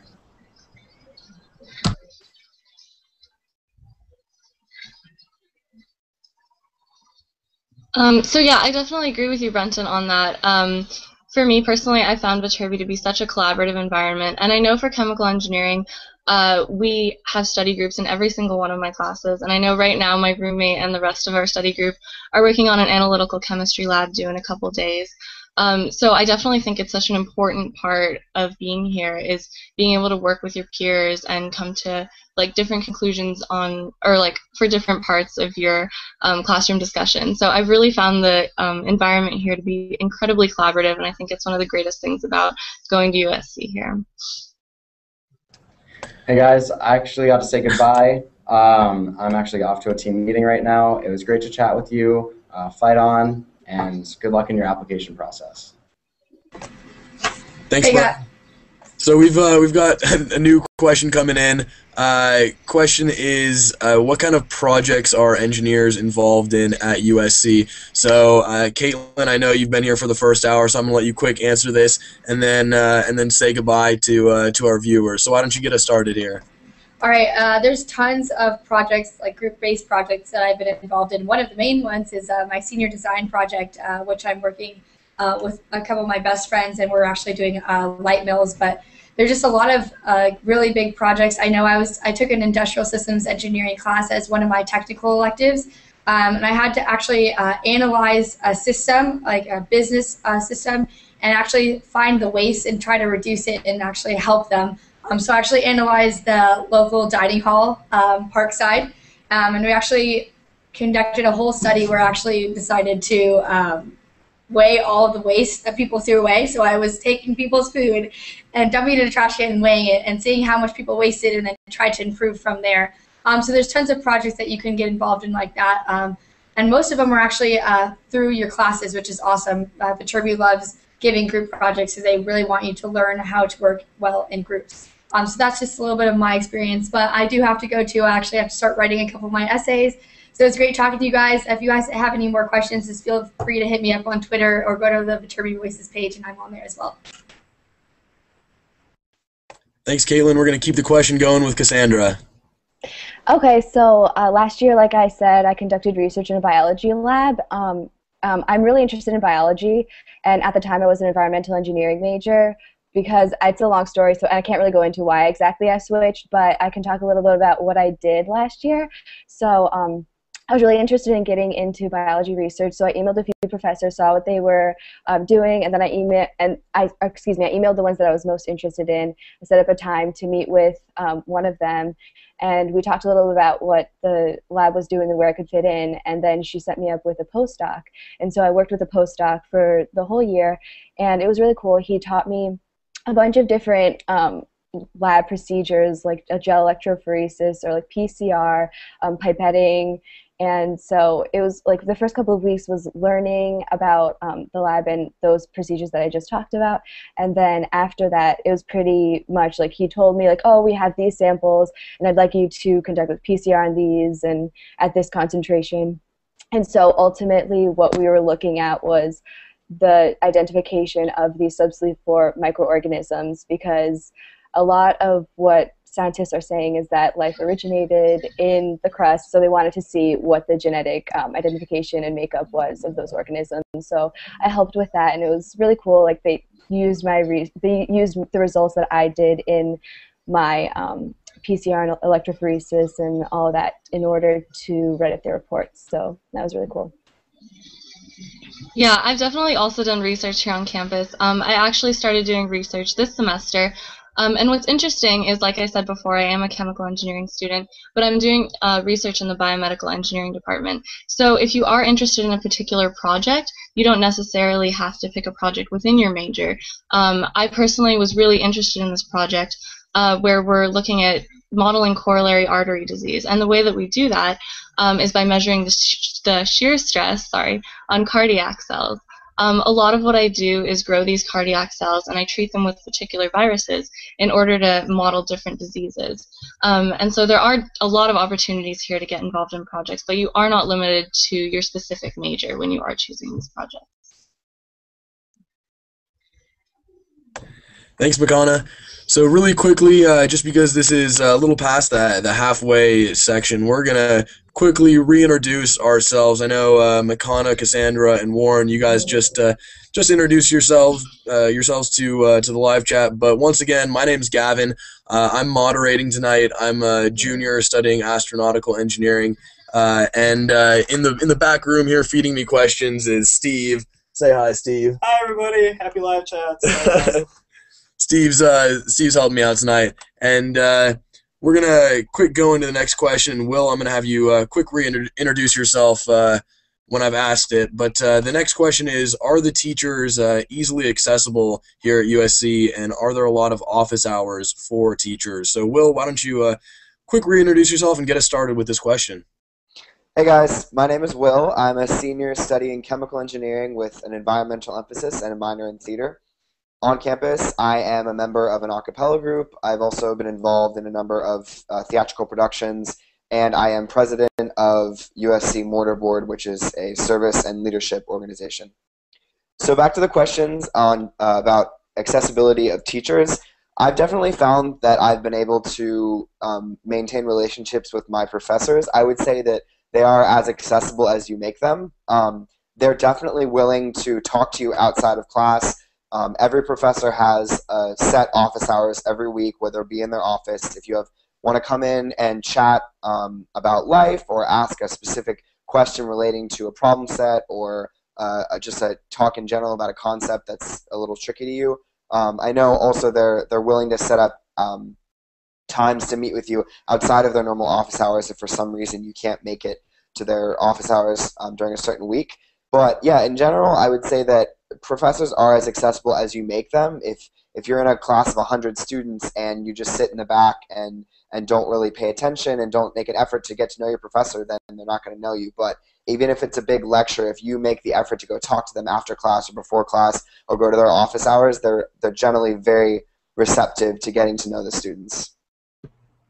Those great points. Well, hi everybody. My name's Warren again. Just a quick introduction. I'm on campus. I'm involved in the USC Air Design team. I'm also in the Center for Excellence in Teaching here at USC. Off campus, I'm involved in a social fraternity, and then I'm also a commercial pilot, and I've been working at the Boeing Company in aerodynamic performance engineering. I'll be returning there next summer. To follow up on Will's points about professors and basically how do you interact with them as a student, whether in a large class or small class, I find that it's the same way. If you put out the effort, you give your professors a good handshake, meaning that you reach out to them, you go to their office hours, they're going to more than reach out to you and help you excel in what you're doing in class, whether that's questions specifically related to the course or just life in general, going on to professional world or graduate school, etc. They're really there for you. And then two other ways, to elaborate on some of the points that Will brought up, they're also involved in labs and research, and that's some of the stuff that we talked about earlier.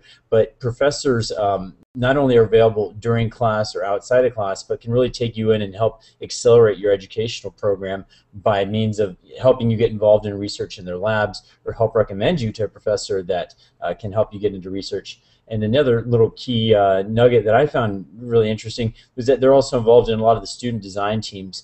For example, one of our, I've been my professor for the last 2 semesters actually, and will be my professor next semester, is the faculty advisor on the USC Air Design team. So we see him a ton outside of class, and he's helping advise the air design team as we go on and build our aircraft, kind of give us the technical and the professional expertise. So I'd say that the professors are out there. It's just a matter of whether you reach out to them and get to know them, and they'll definitely reach out to you in response. Thanks, Warren. We're going to head on into another question here, and we actually asked it of the previous Viterbi student ambassadors on the live chat, but we want to hear your guys' responses. So why did you guys choose your major? So for those of you that haven't already answered, Cassandra, Makana, Warren, what made you pick Cassandra, Industrial and Systems Engineering? So like I said earlier, I originally was environmental engineering. I had an environmental health and safety internship at Abbott Labs over the summer in Chicago. And so I kind of was interested in the work that I was doing during the internship, but what I thought was really cool was that Abbott gave the interns the opportunity to take a 2-day training course on Lean Six Sigma and DMAIC methodology. And those 2 days of my internship were probably one of the, I found the most passion for it, compared to the work that I was doing in my internship.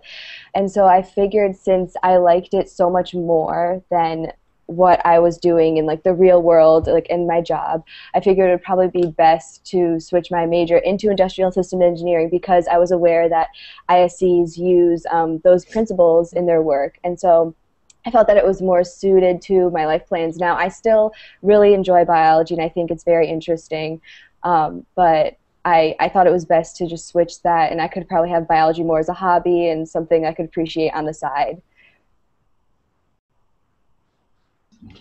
Yeah, no, I definitely agree with you, Cassandra. A lot of what made me choose my major was also my internship last summer. I always kind of had an inkling that I wanted to go into healthcare. And so when I got my internship last summer, I really got to explore that a lot more.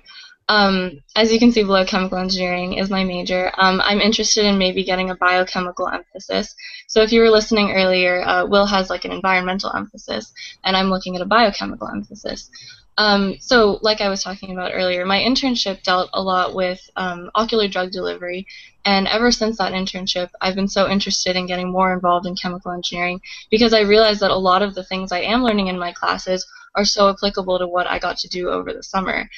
So that's one of the reasons why I chose my major, was because I knew kind of where I wanted to end up, and so I found what major would lead me to that. And I mean, I think it really just depends on how you come up into it and how you find it. As Makana and others have told, it depends on whether it's internship or where you find it. For me, aerospace came to me at a really young age, kind of surprisingly young. I was obsessed with flying ever since I was 6 years old, really. It started out, quirky enough. I was on Microsoft Flight Simulator in 1995. Really loved just planes, thinking, oh man, how do these things fly? And the thought that I can end up, start the day in one continent and end up in another continent a couple hours later was like, wow, this is absolutely mind-blowing. And though I didn't get all the physics and everything back at 6 or 8 years old, I was like, oh, I'd really like to learn how to do this. So kind of throughout middle school and high school, I worked on the learning how to fly planes aspect of aerospace engineering, if you will. And then when I came into college, I was like, well, wow, what am I going to study? Well, I like math and science, but I also like to fly planes, and they've kind of been a whole part of my upbringing. So I'm going to go with something that has to do with planes and math and science. And aerospace engineering naturally fit into that, and that's pretty much how I decided to come into it. It's been a perfect fit for me since. Thanks, Warren. We're gonna go on to another question from Caitlyn, and Caitlyn asks, "Are classes really competitive to get into?" And so I'm just gonna really quickly say that you will never not be able to graduate in 4 years here at USC because of like not getting a class or something. Obviously, if you change your major from mechanical engineering to industrial and systems engineering second semester senior year, that might put you back a little bit. But you'll never not be able to get the classes you need if there's a case of more students needing the classes than are sections available. USC will open up some new sections. But regarding getting the classes you want or at the times you want, maybe I'll hand this one off to Will. So Will, what's been your experience? Yeah, it's a good point, Gavin.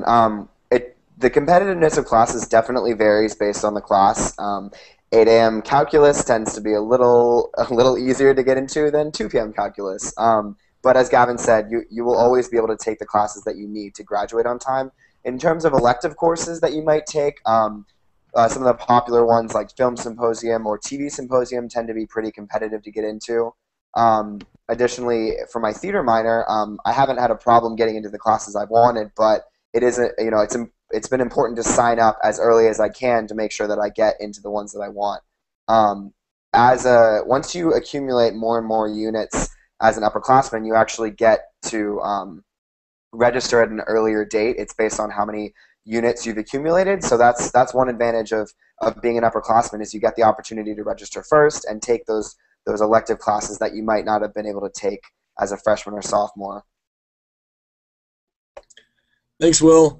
Next question coming at us from Cynthia, and Cynthia asks, how much prior knowledge or experience did you have before becoming an engineer at USC? Did you have engineering classes in high school?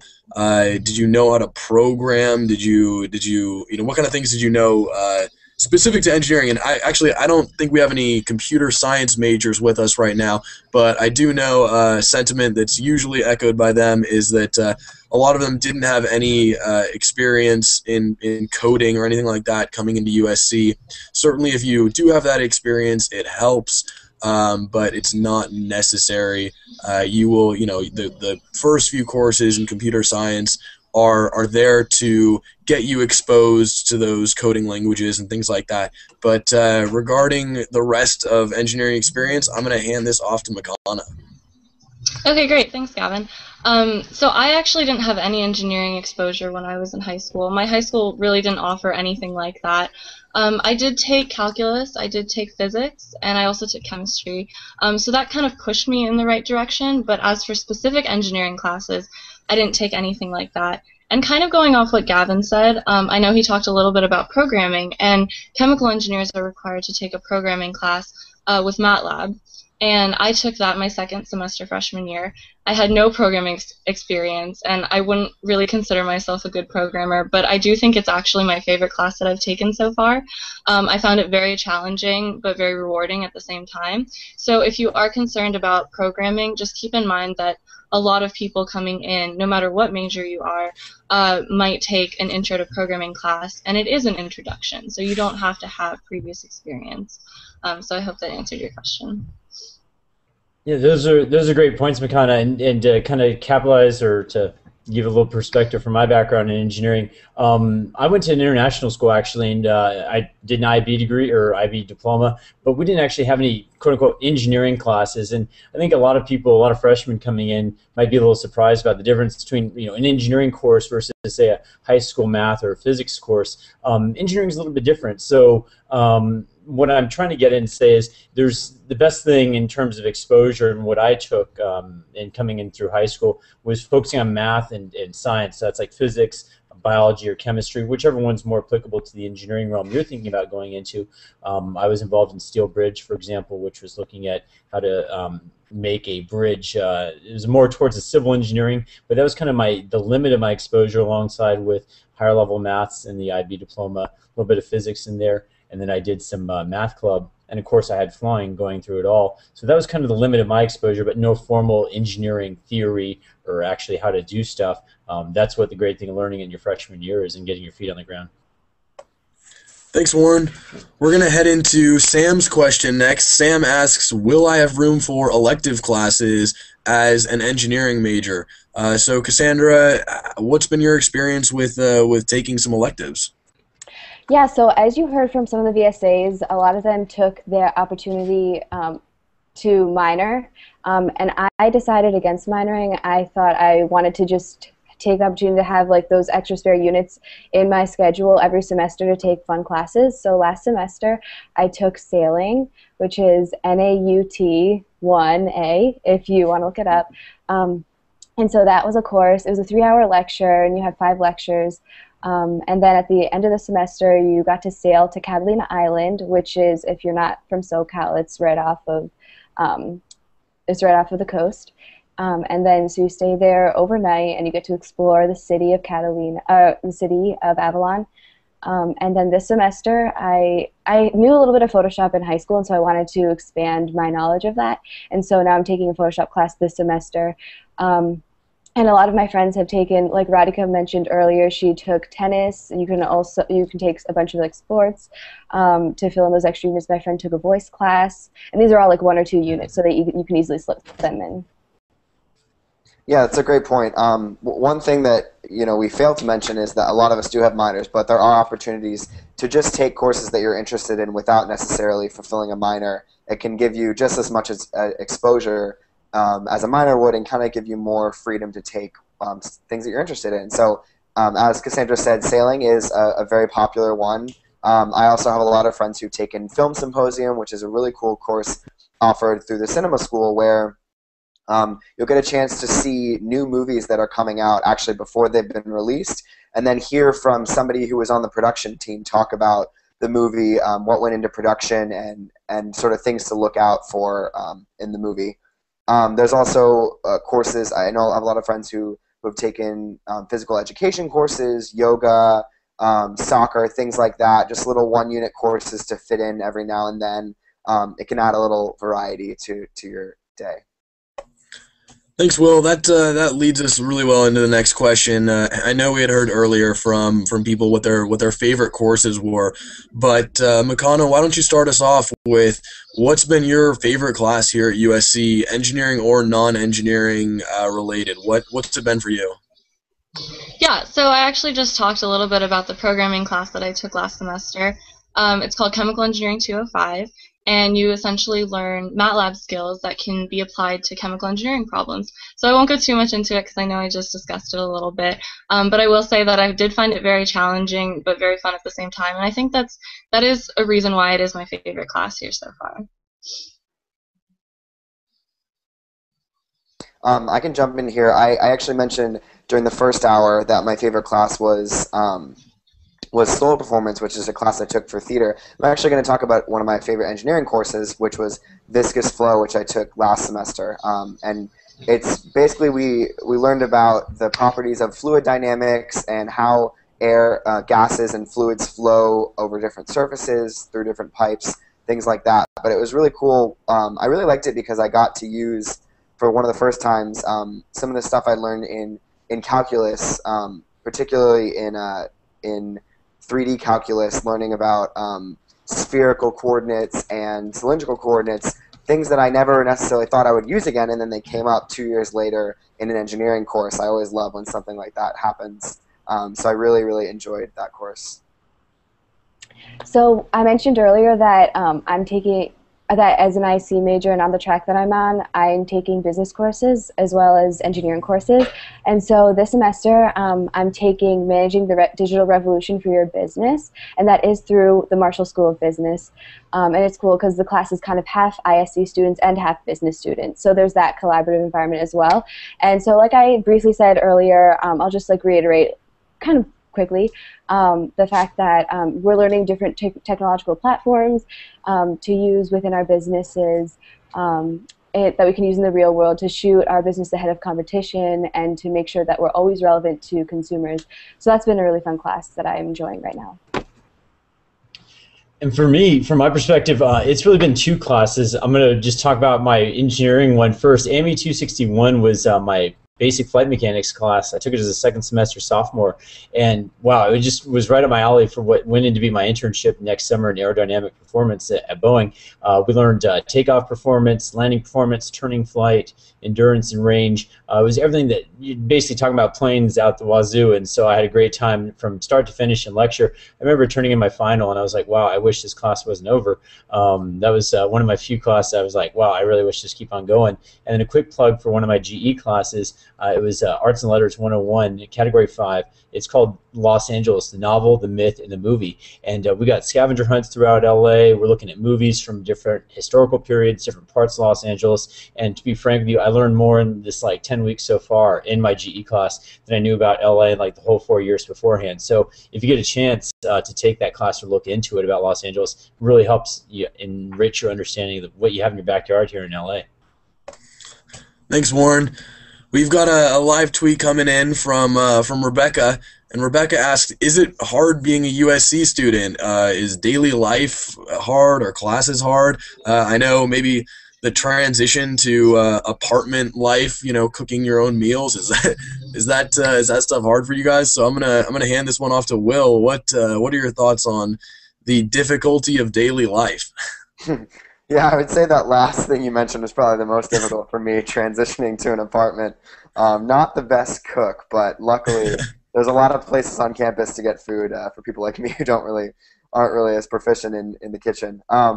In terms of daily life, it kind of all comes down to time management. We're all involved in a lot of things, but at least for me, everything I do is because it's something that I really enjoy. So I'm there because I want to be doing it, whether it's a class or an extracurricular. And it all comes down to making sure that you're planning ahead, that you know when your assignments are due, you know when you have your midterms coming up, and making sure that you're sort of planning out your schedule. And it takes a little bit of adjustment. I remember as a freshman, I wasn't really used to this level of time management, but you'll figure it out as time goes on. Yeah, I think time management is really that's the ball in your court, and that's a big challenge anybody would face, no matter where you go to college. Hopefully, if at USC, there's plenty of opportunities to get involved. There's plenty of opportunities to meet with professors, like we already talked about. And ultimately, it comes down to what do you want your structure to be? What do you want your story to be?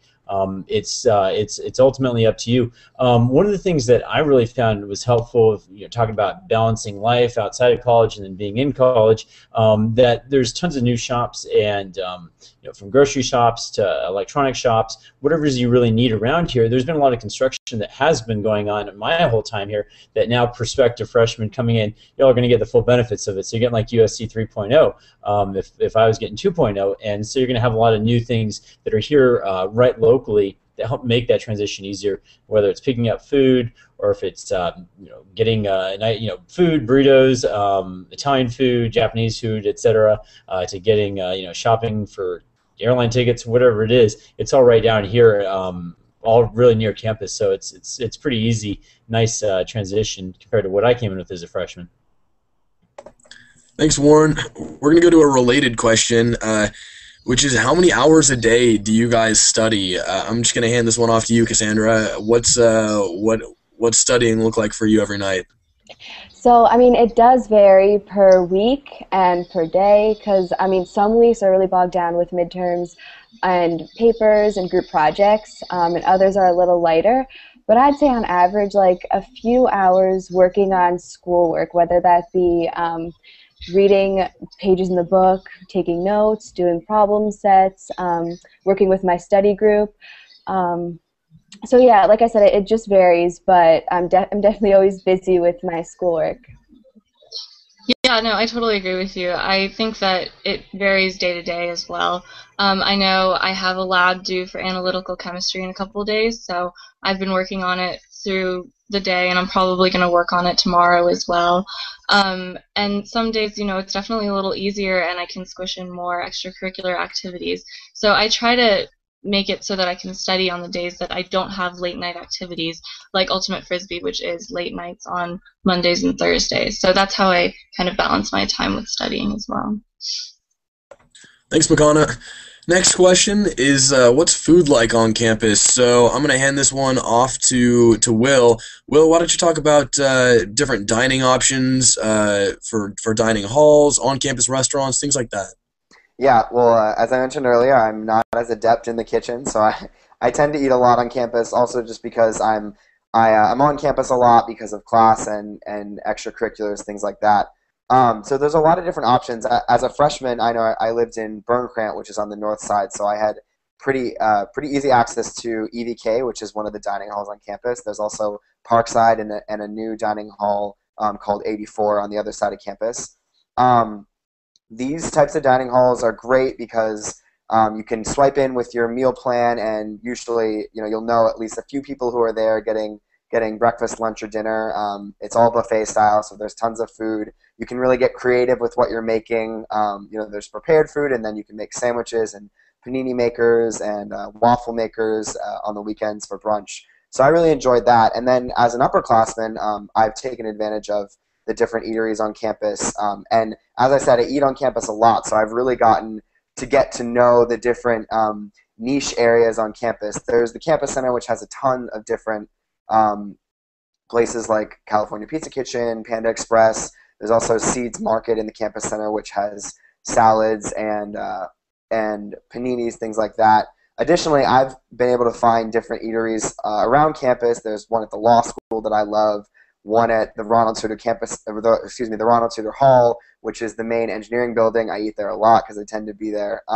So I really enjoyed the food on campus.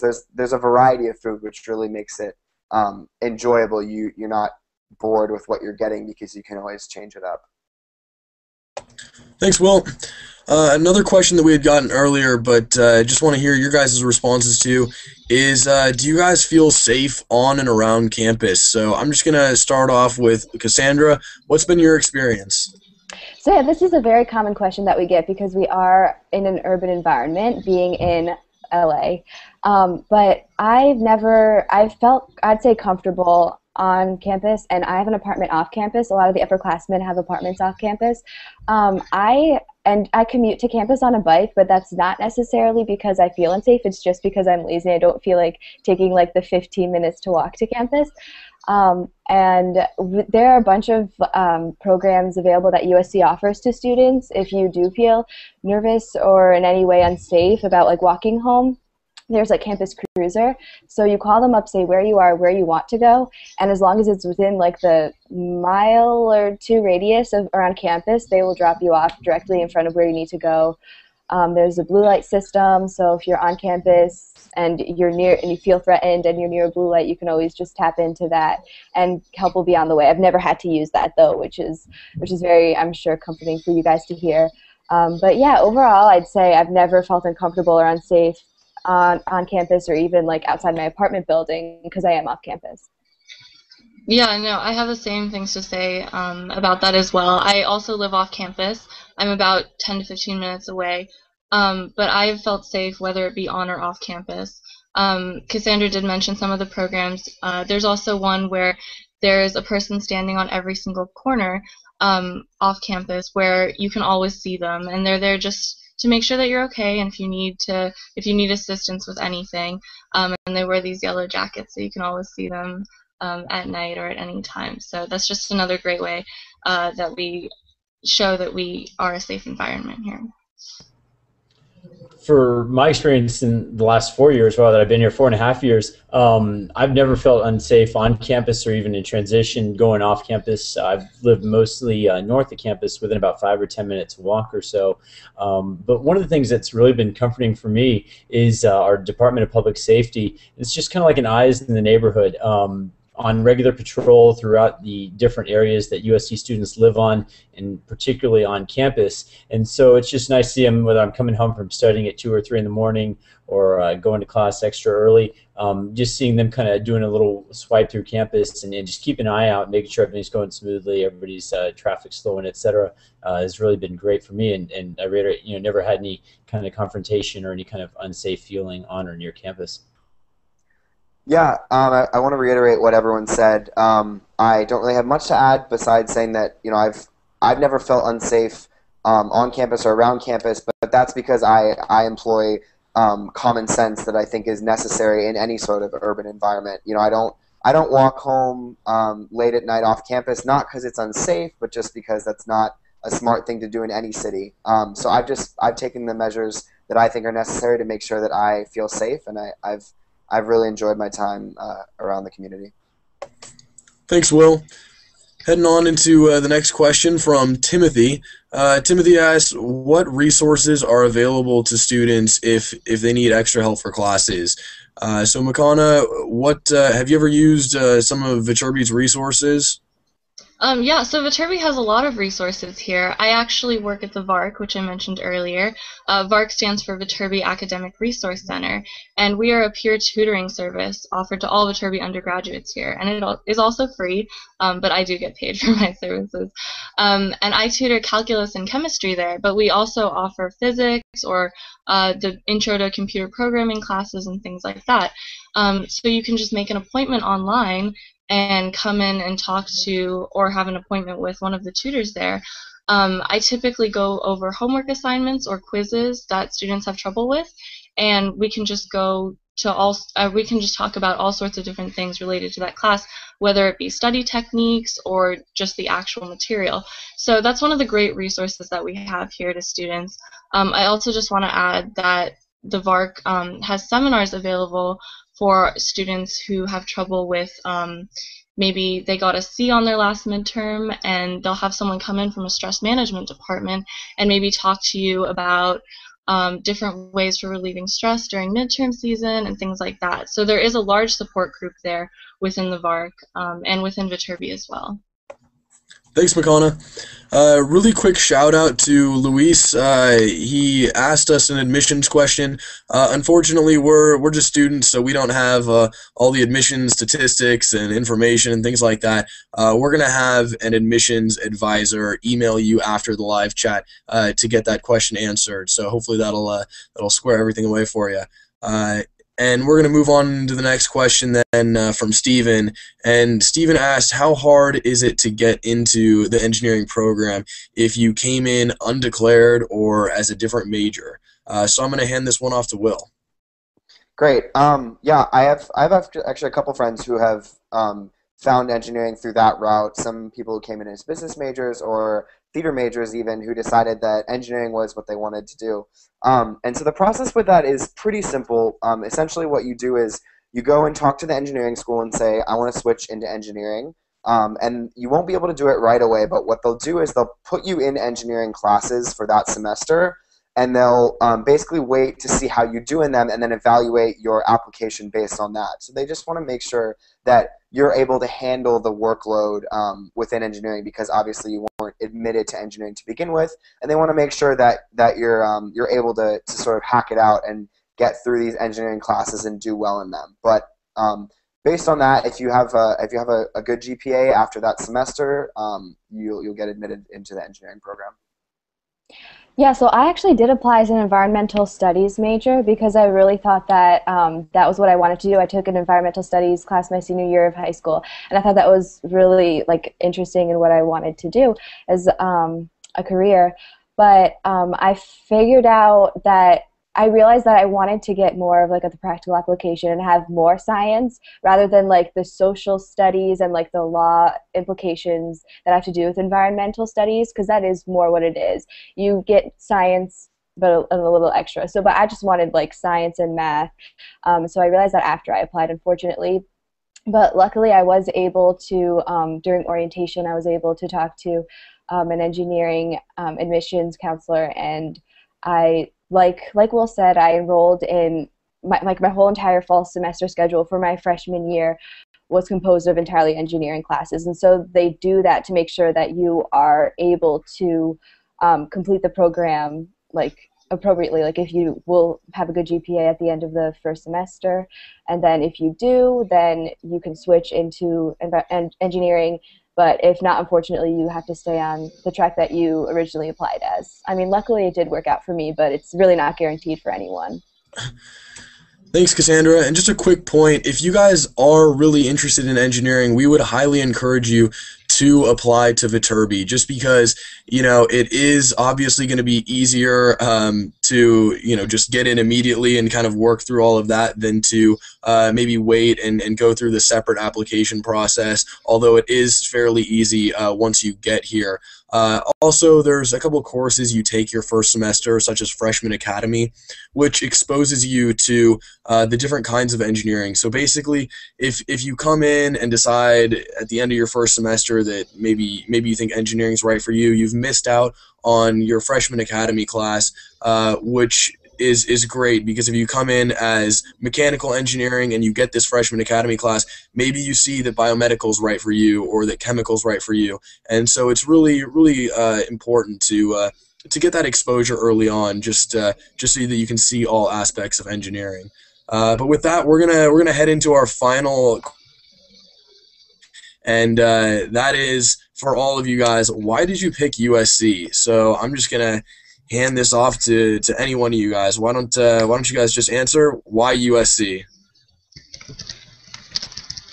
So cool. I can talk. Oh, sorry. Go ahead. Go for it, Cassandra. Okay. So I knew I wanted a large university in a metropolitan area. I mean, unfortunately, there's a lot of those throughout the United States. So what set USC apart from the rest of the ones that I was looking at was the vibrant student life on campus and the culture on campus, the very hard academics, but the fact that the students here are still very involved in organizations and student life, and plus the weather was a plus, but I mean that was kind of an aside thing. Yeah, and for me, like I mentioned earlier on, I went to international school, so coming to college, I was like, I want to keep that international exposure. I think that's good going on professionally in the world, that you know how to interact with people from different societies, cultures. Not to mention the weather was great. Being the Pacific Rim is great exposure for professional world later on. And then lastly, rewarding diversity. For me, I wanted to be able to focus on all of my interests, not just one or the other. So for me, it meant aerospace engineering combined with economics. And so I had a great time doing that, and it's been really rewarding that I've been able to be at USC to do that, and that's pretty much my biggest reason why I chose USC. Yeah, for me it really came down to the opportunity to pursue interdisciplinary studies. As I said, I have that theater minor, which is not really an opportunity that I would have with a lot of other engineering programs. Additionally, I think that Viterbi in general really emphasizes this idea of engineering plus, engineers who do more than just engineering. So I feel like I've gotten an opportunity to, as I said, I studied abroad twice, and take classes that have given me communication skills that will really help me past just my engineering education. So that's all for me for now. Thank you guys so much for tuning in and sending us these great questions. We've loved getting a chance to answer them. So good night, everyone.